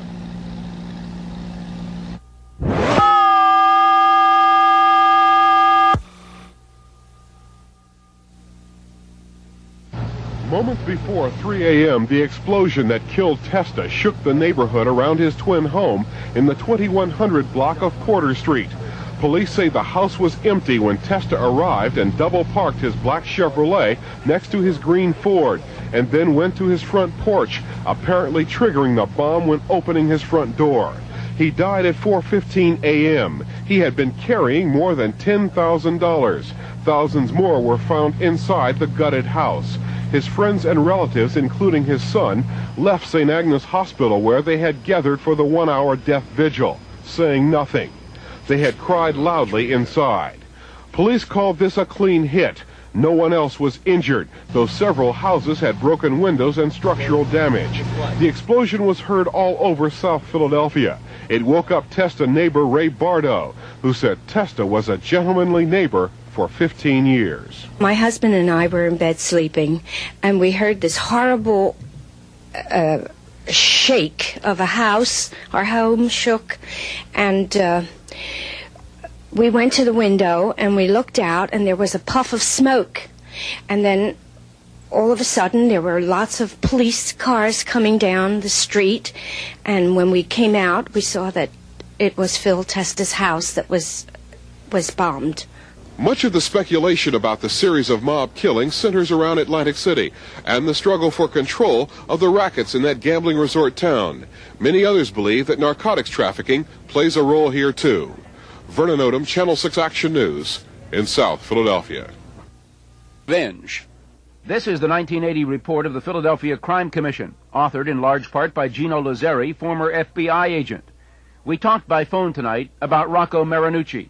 More or less identified basically as a guy that likes to talk. He's a tough guy, let's just say that, tough little guy. Exactly 1 year ago tonight, Phil Testa's house was bombed, and a van which they say belonged to Marinucci was parked across the street, and there's speculation that he was killed today in retaliation for having killed Testa. That makes a lot of sense, Mark, in view of the fact, that Testa has some family left that's still alive, and possibly someone would, if someone would pass on information that so-and-so was responsible for the killing of your father, I think that being Italian myself, I think that I could understand some reasoning behind it, although I'm not for a minute suggesting that anyone in the family is retaliating for their father in this particular case. All this violence started here 2 years ago next Sunday, March 21st, 1980. The local godfather, Angelo Bruno, gunned down in front of his house on Snyder Street. Since then, a dozen mob-related deaths, and experts like Gino Lazzeri don't think it's over yet.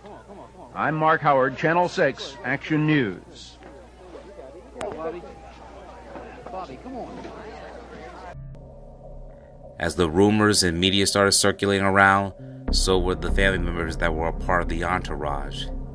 What many people did not know is that Theodore Ted DiPietro had his own skeletons in his closet while he was being harassed by Rocco Marinucci, who once again was not a made member but an associate of the Philadelphia crime family. Thus came across, and there was more internal conflict within the family members and associates. Here's from the article from the Philadelphia Inquirer. June 11, 1982, Philadelphia Inquirer in the neighborhood. Some say that there were whispers at work. DiPietro faded quietly into the background, Bronstein said. There's his life, here in the neighborhood, where we all know and we say hello. And there's the other life where we don't know anything about. Only 3 months ago, another figure similar in the neighborhood was found slain, shot 5 times in the upper body, his throat stuffed with large firecrackers. That was Rocco Marinucci, 30 years old, of 1100 block of Dickinson, who police also have linked into the Testa killing. Officials said Marinucci had close ties to organized crime, was apparently killed by mobsters, and had been a co-conspirator in the Testa slaying. DiPietro, by contrast, was not known to have any ties to organized crime.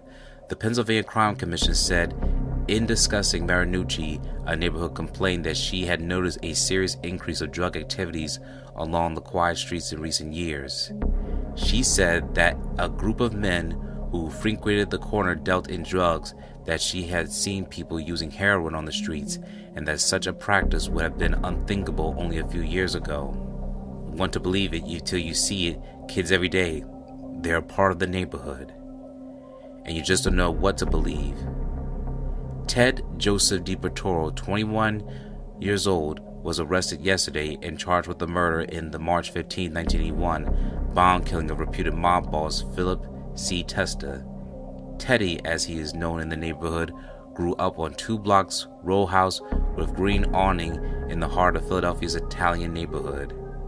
A geranium blossoms on the porch. The house is next door to a barbershop and 2 doors from Bertolino's pharmacy at 12th and Dickinson, where DiPietro had a job as a teenager. DiPietro worked behind the counter, a tall, slim, dark kid politely waiting on customers.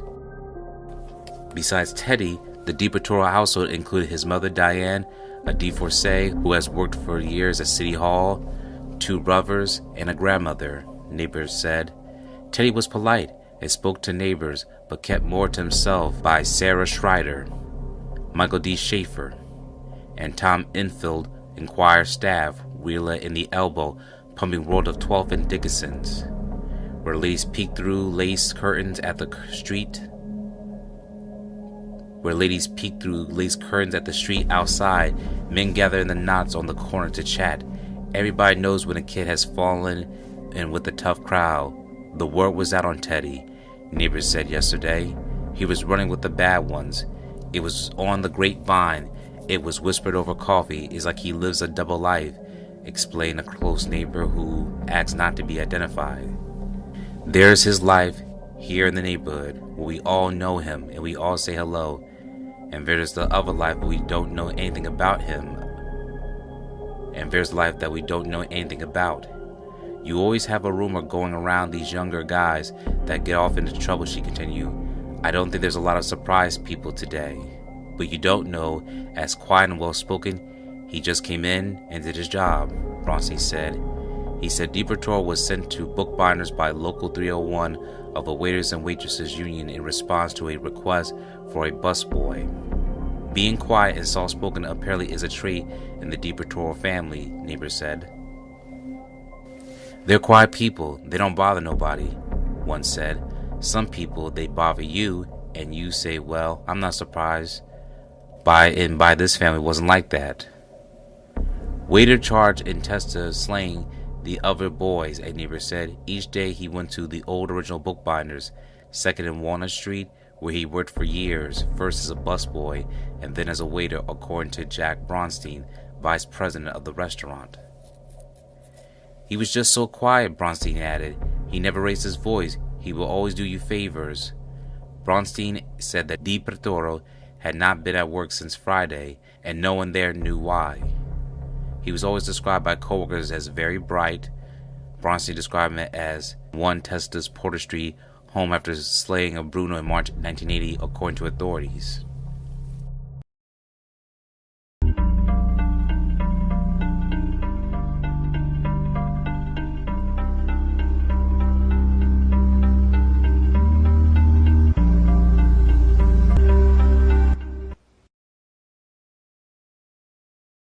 However, trouble emerged among the members of the Philadelphia crime family.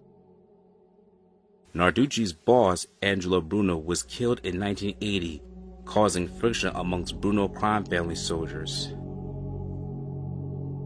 Bruno's successor, Philip Chicken Man Testa, took the reign as boss of the family. However, Frank Chicky Narducci has been reported to be enemies within the team.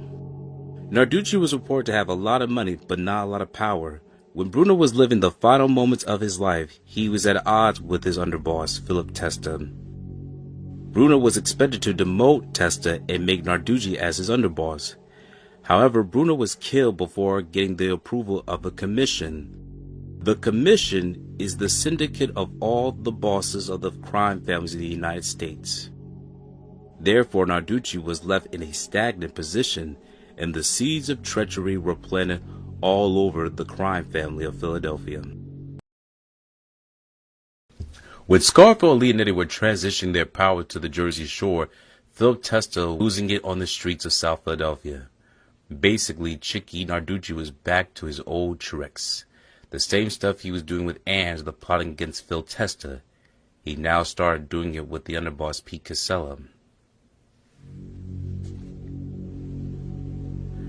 Then on March 21st, 1980, on a rainy, stormy night, Angelo Bruno was killed in front of his home. A shotgun killed the docile Don and sent shockwaves to the criminal underworld. The commission, also known as the bosses of the five families of New York, decided to make Philip the Chicken Man Testa the new boss of the family. Originally, the commission wanted to make Nicodemo, Little Nicky Scarfo, to be Bruno's successor, but he declined and wanted to wait his turn since he was close with Testa, and he was hoping Testa would place him as the underboss. However, Testa would make Pete Casella his underboss. Scarfo will be a consigliere. Frank Chicky Narducci was also not happy about Scarfo's ascension to the top spot, but he could do little about it. Narducci had two sons, Frank Chicky Narducci Jr. and Philip Narducci, whom he could count on, and they were also a few associates whose loyalty he might be able to put to the test. Now we go over Philip Testa and Chicky Narducci's relationship. As their relationship began to unfold turn of the worst, Chicky Narducci requested $50,000 to borrow from Philip Chicken Man Testa. Testa was aroused by Narducci's request, and then he was aware because In the world of the mob, if someone borrows money from another guy, knowing they would have to pay it back, they would usually be killed so they would not have to repay the debt back. And Philip Testa was aware of this method because Philip Testa used this method against one of his own made guys. For example, Frank the Barracuda Sindone was a co-conspirator of the Angelo Bruno murder. And as for Vincent the Chin Gigante's instruction, the boss of the 5 families in New York had made sure that Philip Testa as the new boss will whack out any co-conspirators. So before Philip Chicken Man Testa has Frank Sindone ordered to be killed, he requested to borrow $50,000 from him. And once Frank Sindone was executed, he was awarded that money, and then also the funds for Frank Sindone's murder was split between his killers. Now, in Philip Testa's case by Chicky Narducci, now he was more suspicious about his capo's request. When Nicky Scarfo was made aware of this by Philip Testa the day before he was killed, he told Philip Testa that we need to kill Narducci before he gets to you.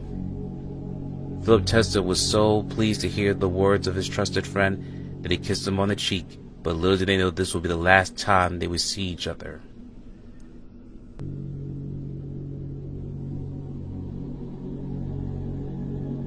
As a result, Philip Testa was killed by a bomb placed under his porch.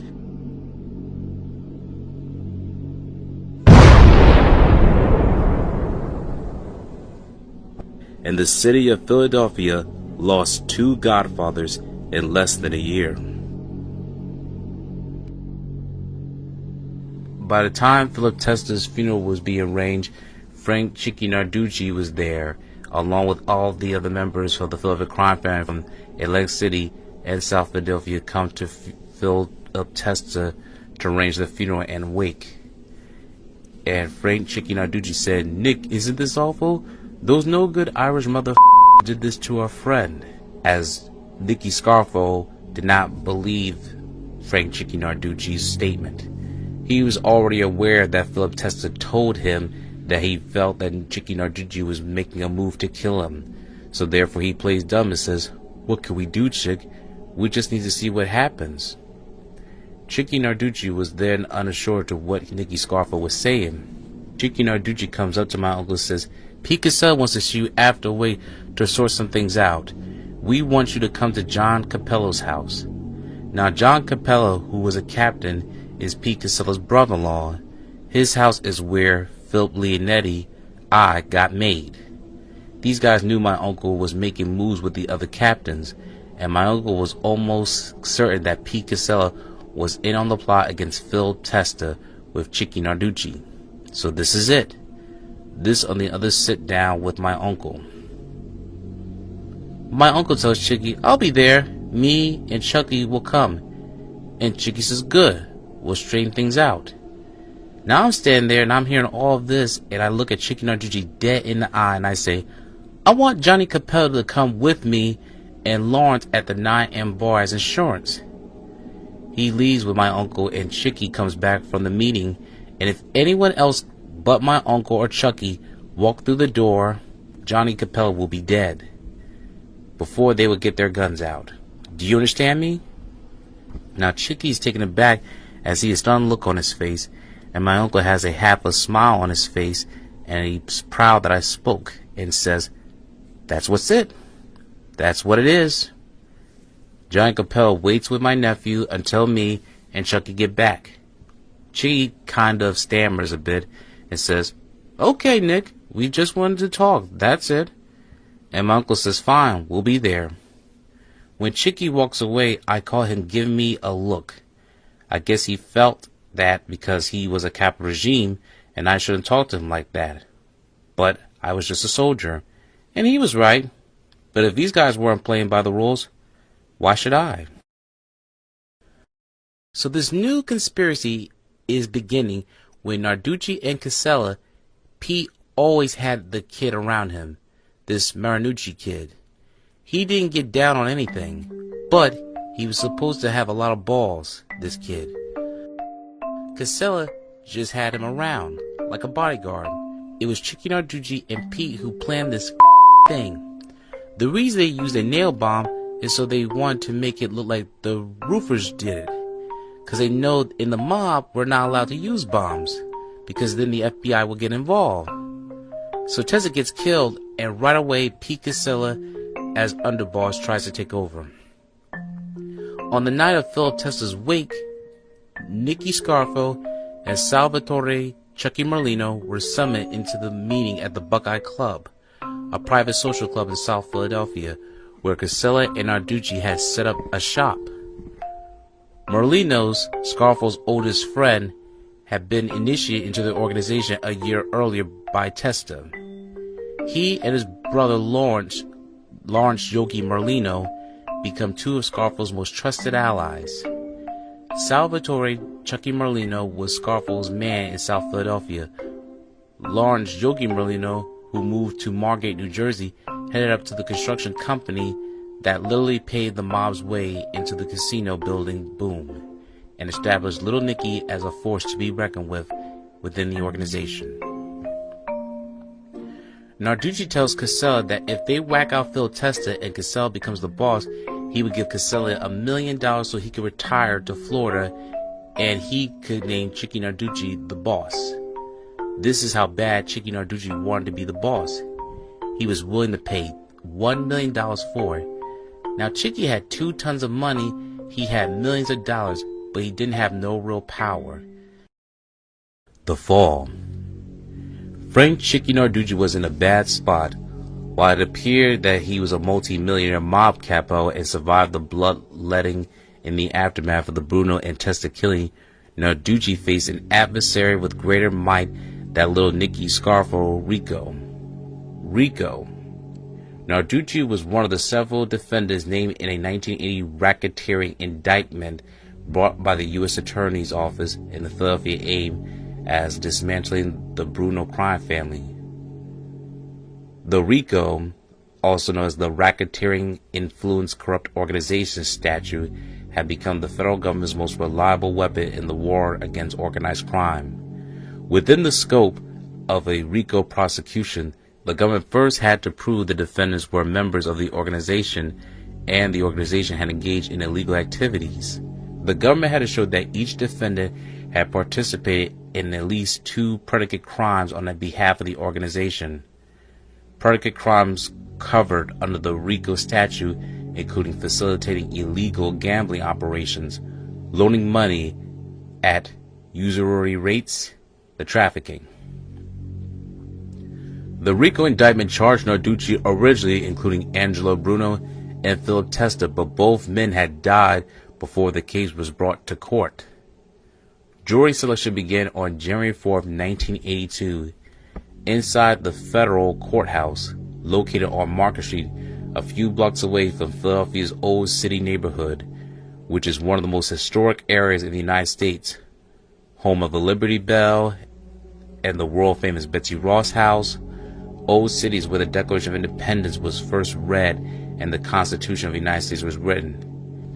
In all the likelihood, none of this was on Chicky Narducci's mind, as he and several co-defendants left the courthouse after an exhausting 4th day of jury selection. But Pete Casella had fled to Florida, taking with him any hope of alliance with New York. Casella had taken his best shot and failed. He managed to survive. If living dispute in Florida with his daughter being considered survival, but he was no longer a player. When Chicky Narducci and Pete Casella's plan failed to kill Nicky Scarfo and Chucky Merlino, Nicky Scarfo had an ace up his sleeve, because when he told them that he had a meeting with Vincent the Chin Gigante and the whole 5 families of New York, they were shocked, and therefore they decided not to initiate of killing Nicky Scarfo and Chucky Merlino when they were at Johnny Capello's house. Therefore, Pete Casella and Chicky Narducci's days were numbered. Pete Casella was banished by Vincent the Chin Gigante to flee to Florida with his life and never was allowed to come back to Philadelphia again. And then word on the street was that only Pete Casella was banned from Philadelphia and that nobody else knew except for Nicky Scarfo, Philip Leonetti, Chucky Merlino, Pete Casella had to give up all the names that were involved in the co-conspirating of Philip Chicken Man Testa. Pete Casella had given up Frank Chicky Narducci, Rocco Marinucci, and the kid that Rocco knows. Therefore, Chicky Narducci days were numbered. Chicky Narducci's gambling and booking enterprises earned him millions for himself and the organization, so he continued to go about his business trying to avoid these crossing Scarfo and, more important, Salvatore Testa, the young capo who was now building and expanding a lucrative racket operation in South Philadelphia. Besides, Narducci had other problems. His prosecution under federal RICO statute had started within the week on January 4, 1982. Narducci, like his co-defendants Joseph Ciccicciangalini, Harry Riccobini, Mario, Sonny Riccobini, and Pat Spirito, was free on bail. He would leave the courthouse at 6 in the Market Street each day and head home to South Philadelphia. From here we would start quoting Philip Leonetti's book The Mafia Prince and read from his perspective. Philip Leonetti stated, "The whole time we're sitting, the same guy who was running back and forth between Benny Eggs and the Chin keeps coming and going, whispering to Benny each time he does. All of a sudden the door opens and here comes Pete Casella, and he has Rocco Marinucci with him. Benny gets up to greet him, and Pete introduces Rocco as a friend of mine, which means he's not in the Cosa Nostra. He's not made, and Benny's colors change and he won't shake Rocco's hand. You can't bring him in here," Benny says to Pete, and one of the Genovese guys barked at Rocco, "Go, wait in the car," and Rocco was out the door, and he never looked back. Towards the end of the night, I'm sitting at a table with my uncle and Chucky, and my uncle mentions to Salvi to come over. My uncle says to Salvi, "I think it's time." Salvi says, "Time for what, Nick?" And my uncle says, "Your father." And Salvi's eyes gets real big. My uncle says it's two guys, and he nods towards Chucky Narducci, who is standing a few feet away from us talking to some other guy at the bar. That's one of them. And the other one is that young kid with the pizza shop, Pete's friend. Salvi nods his head, and he's staring straight ahead in Chicky Narducci's direction, almost like he's in a trance. My uncle says, "You handle it how you see fit. I want you to do this for your father and for this family." Salvi's sitting there, and his eyes had welled up with tears, and he leans up and he leans in and hugs my uncle and gives him a kiss on the cheek, and he wiped his eyes and said, "Thank you, Nick." And then he got up and boom, he's out the door. I think his emotion had gotten the best of him. Now when my uncle became boss, he didn't come back to Philadelphia, and he tells everyone what Pete Casella had said at the meeting with the Chin and who was in on the Phil Testa murder. The word going around was the New York had Pete Casella a pass, and that they had retired him to Florida and made my uncle the boss. That was it. That was that story. No one knew that Pete had given up Chicky and Rocco Marinucci except for my uncle, and the only people who he told were me, Chucky, and Lawrence. We knew, but no one else in the family knew. Now we're at the Christmas party, and my uncle tells Salvi, and he gives him the okay to kill both guys. It was a great way to end the new year. On January 7th, a Thursday, the trial broke late in the afternoon. As the defendants were leaving the courthouse, Ciangalini slipped away from the group and headed to the public telephone. Narducci got into his car and began the 20-minute ride downtown to his home. The kind of justice that Narducci was to face was not our nation's forefathers had in mind. He drove his car around the four-way intersection between Curtin and Juniper. Law enforcement officials can only speculate about whom Ciangalini called and what was said. What the investigators know, it was before 6 p.m. Narducci was violently and permanently served from the RICO case. The evening, as Narducci parked his late model Cadillac half a block away from his South Philadelphia home and exited the car. As he was stepping out of his car, Then a block away from his home, two men with guns walk up to him. Narducci heard someone say, "Hey, Frank," and he turned around to see who was calling. It was the Grim Reaper. To Narducci's shock and horror, he was staring at Salvatore Testa with a gun in his hand. The mob's longtime gambling czar's luck was about to run out. Testa pumped the first several shots into Narducci's face from point-blank range, and then Narducci's body crumbled into the streets below him.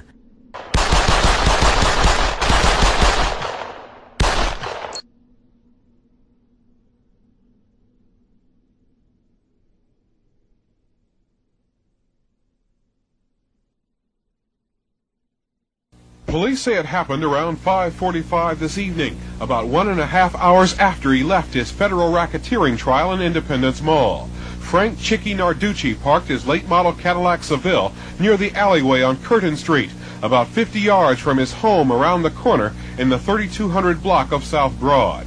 As he got out of the car, police say, shots rang out. Narducci was hit 9 times. He was carrying $800 in cash and checks. We have no witnesses this time, Vernon. We don't know. We know that we've been hit with multiple gunshot wounds. We know that he was in court until late this afternoon. We know this is where he usually parks every night. And so, yet another classic mob hit here in South Philadelphia. The top 4 members of the old Bruno gang are all dead now. Police sources tell me that they believe that the New York mob is responsible. They speculate also that Atlantic City is still the disputed turf. Vernon Odom, Channel 6 Action News in South Philadelphia. But unlike previous suspected mob hits, Insurello did not have a known criminal record and was not suspected as a key mob figure. His only known brush with the law was a federal indictment charging him with falsifying Army records. How's your health these days? Not so good.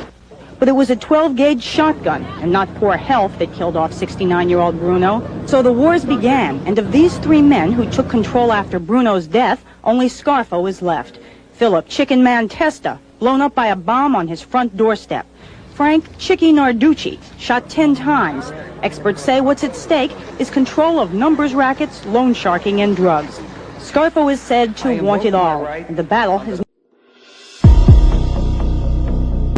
Testa and another gunman, his best friend and right-hand man, Joseph Joe Pungatore, would empty their guns into Narducci's fallen body as he lay bleeding and helpless wedged between his car and the curb, struck in the gutter.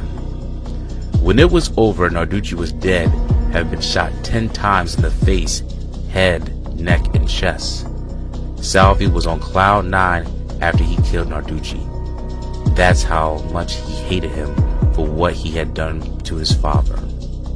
He would brag about it and said, "I made sure he knew it was me, and I gave him a second so he knew what was coming." You shouldn't have seen the look on his face when he knew I had him. The revenge of killing Chicky Narducci could be justified by Narducci's involvement in the bombing death of Philip Testa.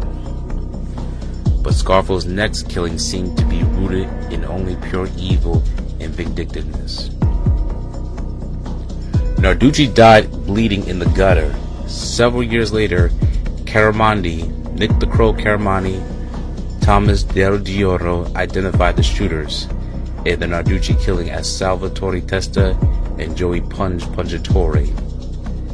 Testa fired the first shots and later bragged to Del Giorno that he waited until Narducci was looking him in the eye before opening fire. "I wanted to see it coming," said Testa, who asked Scarfo for the Narducci contract in order to avenge his own father's death. Scarfo was only happy to oblige. It was a time of vengeance in the Philadelphia mob, a time to settle old scores, and for some it was time to involuntarily. According to George Anastasia's Blood and Honor, it was one of the bloody ironies of the Philadelphia underworld that Narducci brothers was members of the Scarfo hit squad. Scarfo, after all, had approved the January 1982 murder of their father, Frank Chicky Narducci. Yet his sons, Frank Jr., who was adopted by Narducci when he was just a year old, and Philip, readily to put lives on the line for little Nicky. Testa personally killed the two men responsible for his father's death. Frank Chicky Narducci and Rocco Marinucci made no attempt to hide his satisfaction in those bloody acts of vengeance. Salvi used to say, "I wish that mother was alive so I could kill him again." Meeting Chicky Narducci, said Nick the Crow Caramani, "This is how much he hated this man. He had no mercy on anybody. Business was business, and killing him was business." Salvatore Testa quickly moved up the organizational ladder after the Narducci killing. He inherited most of his father's businesses, including a loan shark operation in South Philadelphia. Frank Chicky Narducci succumbed from his injuries from the hail of the bullets and lying in a pool of blood. It was the end of Frank Chicky Narducci Sr. He left behind his widow wife, Adeline Narducci. 1980, Philadelphia's crime family was about to become the most homicidal, violent mafia family in the country.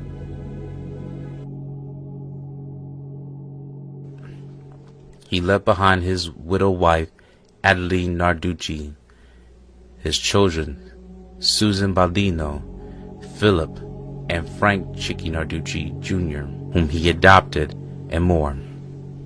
Frank Chicky Narducci's son would later work for his killer, Salvi Testa, as a street soldier for the mob. Testa told directly that he killed their father, and because Narducci Sr. killed Salvi Testa's father. Years later, Adeline Narducci's, whose sons were languishing in the Philadelphia Detention Center, began to taunt and berate Nick the Crow Caramandi, screaming and insulting the shattered and lazy summer afternoon. Her daughter joined in the verbal assault with more than a dozen sun-tanned tourists looking to the shock of amazement. But there was little doubt about Narducci women who recognized them.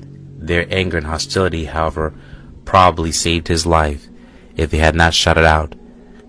When Nick the Crow Caramandi was an informant, Caramandi might have not been aware that he had been spotted. Their screams set off a federal alarm.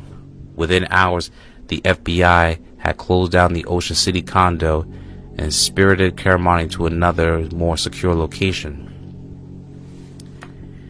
Frank Narducci Jr. becomes a hitman for the Scarfo family, convicted of the murder of Frank D'Alfonso and of the federal RICO charges. At the time of the book of Blood and Honor, he was serving a life sentence plus 30 years.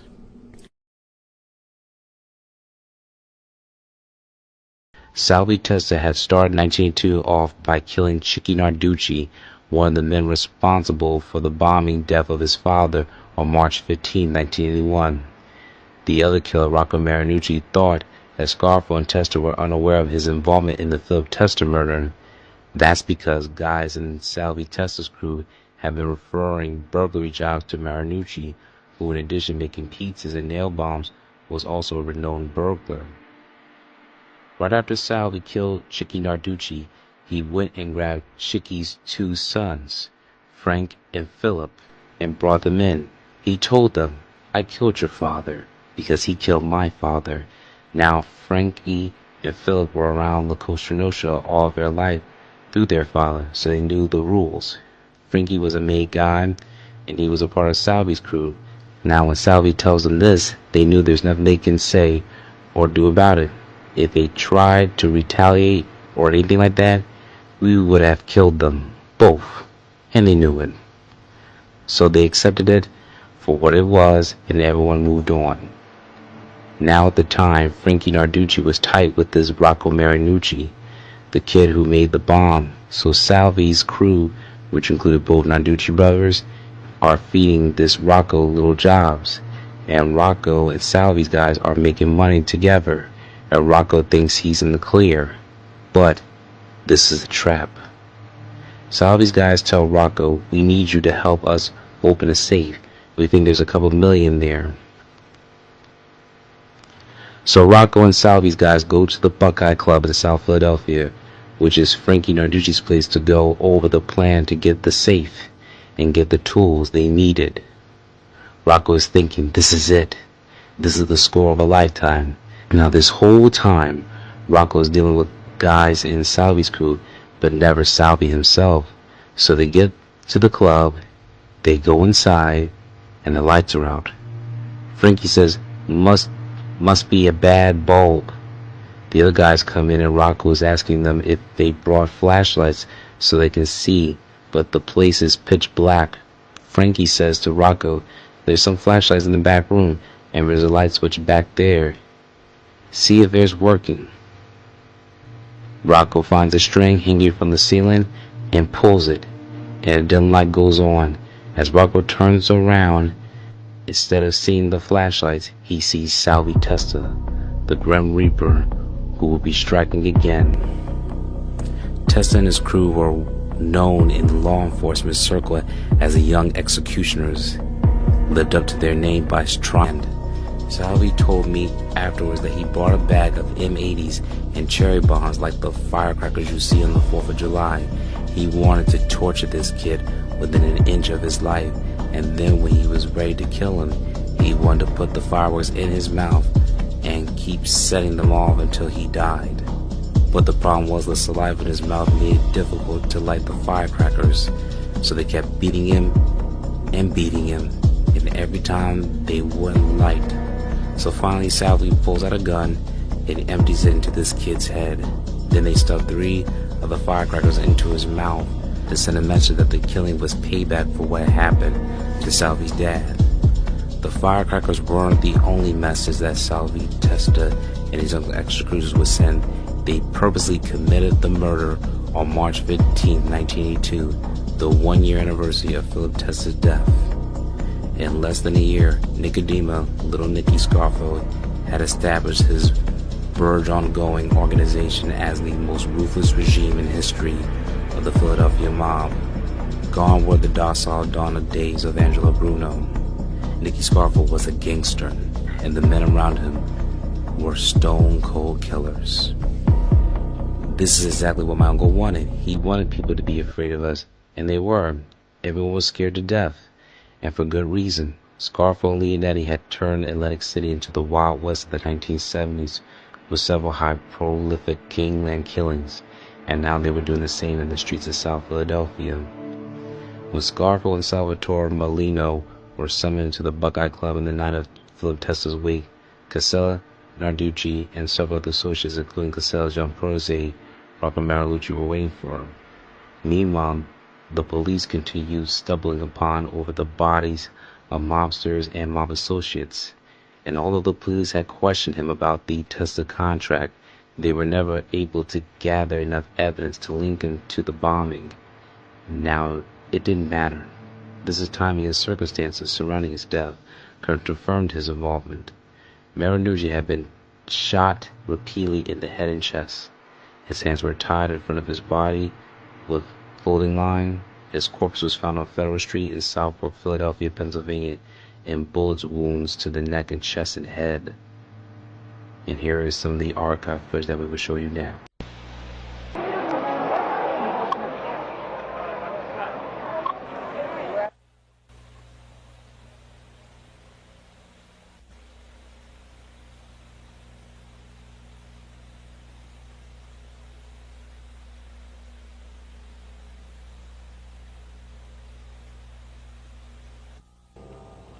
March 15, 1981. This house looked like Berlin after the Blitz. The house and Phil Testa were blown to bits.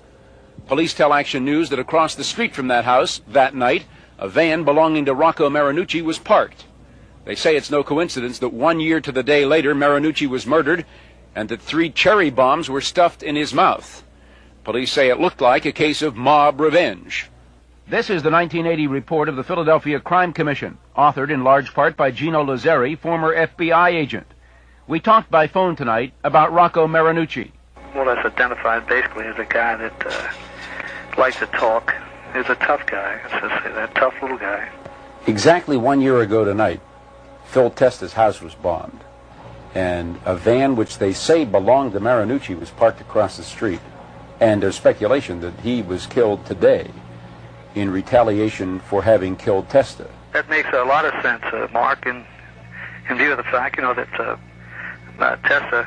Philip Testa has some family left that's still alive, and possibly someone would, if someone would pass on information that so-and-so was responsible for the killing of your father, I think that being Italian myself, I think that I could understand some reasoning behind it, although I'm not for a minute suggesting that anyone in the family is retaliating for their father in this particular case. All this violence started here 2 years ago next Sunday, March 21st, 1980. The local godfather, Angelo Bruno, gunned down in front of his house on Snyder Street. Since then, a dozen mob-related deaths, and experts like Gino Lazzari don't think it's over yet. I'm Mark Howard, Channel 6, Action News.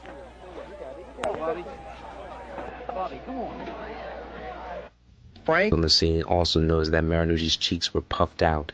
This turned out to be a message from his killer. Stuffed inside Marinucci's mouth were 3 large unexploded firecrackers. The date was March 15, 1982, the first anniversary of the blast that killed Testa. Rocco Marinucci was 30 years old. He was survived by his wife Sheila and his parents. He is buried in the Holy Cross Cemetery, the same cemetery his victim and killer, the Testa family, are also buried there as well.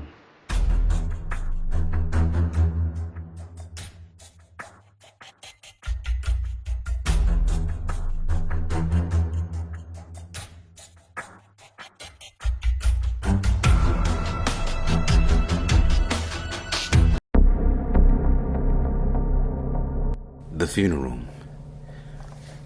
Before the alleged attack by his son, Salvatore Testa, Salvatore Testa and his sister Maria were part of the big arrangement for their father's funeral, as you can see from the pictures at this church, at the St. Monica Church, just a few blocks away from their home.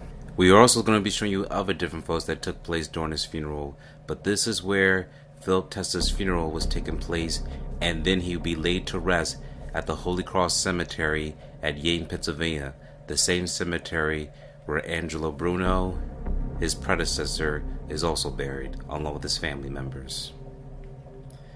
Philip Testa will be buried along the side of his wife, Alfia Archidiacono Testa, who had passed away in the previous year. Unfortunately, their son, Salvatore Testa, will also lose his life on September 14, 1984, and will be buried just a week later after his untimely demise.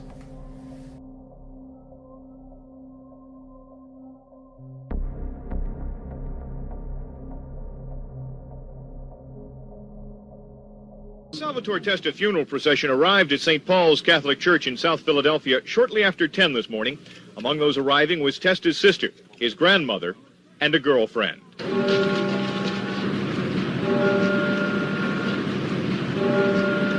As the church bell tolled, Testa's casket was carried up the steps. A mass of Christian burial was said. In the homily, the church's pastor said it was Testa's survivors that bear the burden of disturbing rumors and innuendo. Testa reportedly had gone from relative obscurity to being a capo, or captain in the local mob, in just 3 years. According to the FBI, Testa's rise was due to his close relationship with mob boss Nicky Scarfo. Nick more or less took Salvatore Testa under his wing, almost like a son. They were very, very close. But sometime in the last 6 months, a strain had apparently developed in that relationship. Scarfo has been notably absent since Testa's murder. Were you surprised that Mr. Scarfo did not show up at either the viewing or the funeral? It didn't surprise me. We find of late at these funeral situations, there may be a multitude of reasons why they don't appear. It may be simply that he didn't want to cause that type of notoriety and create a circus-type atmosphere. Then again, it could be evidence of differences between the two of them. O'Callaghan says it's too early to speculate whether Scarfo's absence is significant. Testa's body was laid to rest following the funeral at a cemetery in Delaware County. A large group of mourners were present at the gravesite. Salvatore Testa was a new breed of organized criminal. He was brash and aggressive. He rose through the ranks quickly. By age 28, he was dead. John Rawlins, Channel 6 Action News, South Philadelphia. Legacy. Philip Chicken Man Testa's legacy is a bit unusual because he wasn't remembered as a legendary mob boss in a way that figures like Al Capone, John Gotti were remembered. Instead, he's remembered for how his death changed organized crime in Philadelphia. After Bruno's untimely demise that unleashed a huge war within the Philadelphia crime family and really showed its comparatively unstable and violent reign Testa inherited the leadership at a time when the factions were already fighting for power. His assassination signaled the old rules were breaking down and helped trigger the violent Second Philadelphia Mob War that many news reports and media have also shared throughout the years, especially during the 1980s. How people still know his name? Many people have never studied the Mafia the way it has been changed in Philadelphia. Many people are familiar with the 5 families of New York. But Philip Testa's name became more mainstream compared to some of the other Philadelphia Godfathers, especially because of the Bruce Springsteen song Atlantic City, which opens with, "Well, they blew up the Chicken Man in Philly last night. Now they blew up his house too," as you can see from here. Wars in southern New Jersey. Well, they blew up the Chicken Man in Philly last night. Now they blew up his house too. That Chicken Man was Philip Testa. His murder became one of the most famous mob assassinations in American history because of how dramatic it was and because it entered into pop culture. Philip Testa could also be remembered today, especially in the recent Netflix depiction of the Philadelphia crime family called The Irishman, which is the Frank Sheeran story. The titular character Frank Sheeran meets Philip Testa at a restaurant in the movie around the 40th minute mark. Philip Testa is played by Larry Romano in the film The Irishman, that is directed by Martin Scorsese and it stars Robert De Niro, Al Pacino, and Joe Pesci. The Philip Testa character hardly speaks a word. He's only briefly seen shaking the hands of the titular character, smiling, and then you will see the caption about how Philip Testa was brutally murdered from a nail bomb that was planted under his porch.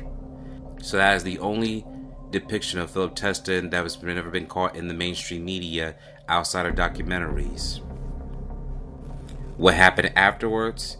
After Testa's death, Nicodemo, Lil Nicky Scarfo, rose to power. Scarfo's tenure became notorious for paranoia, internal killings, and violence. Many historians view Testa's murder as the event that opened the door to one of the most bloodiest periods in the Philadelphia Mafia history. In one sentence, Philip Testa's legacy is less about what he accomplished as a boss and more about what his assassination unleashed. The collapse of the Philadelphia's old mafia order and the beginning of a violent mob war that reshaped organized crime in the city. As a South Jersey and Philadelphia local, you probably heard his name because he's one of the most famous figures in Philly mob history, even though he was boss for less than a year, approximately for 350-something days. His daughter Maria Testa is also living her life, and she's the only child of his that's ever survived throughout the violent decades of the 1980s. Many people in the South Philadelphia community still speak highly of Testa for him being a very peaceful neighbor, despite what he was depicted in the media and his distancing from being called a mafia boss. Rather, if you believe if organized crime like this exists or not, that is your interpretation. Until then, this is the story of the Chicken Man, also known as Philip Charles Testa. This is Infinitely Productions. Stay tuned for more content.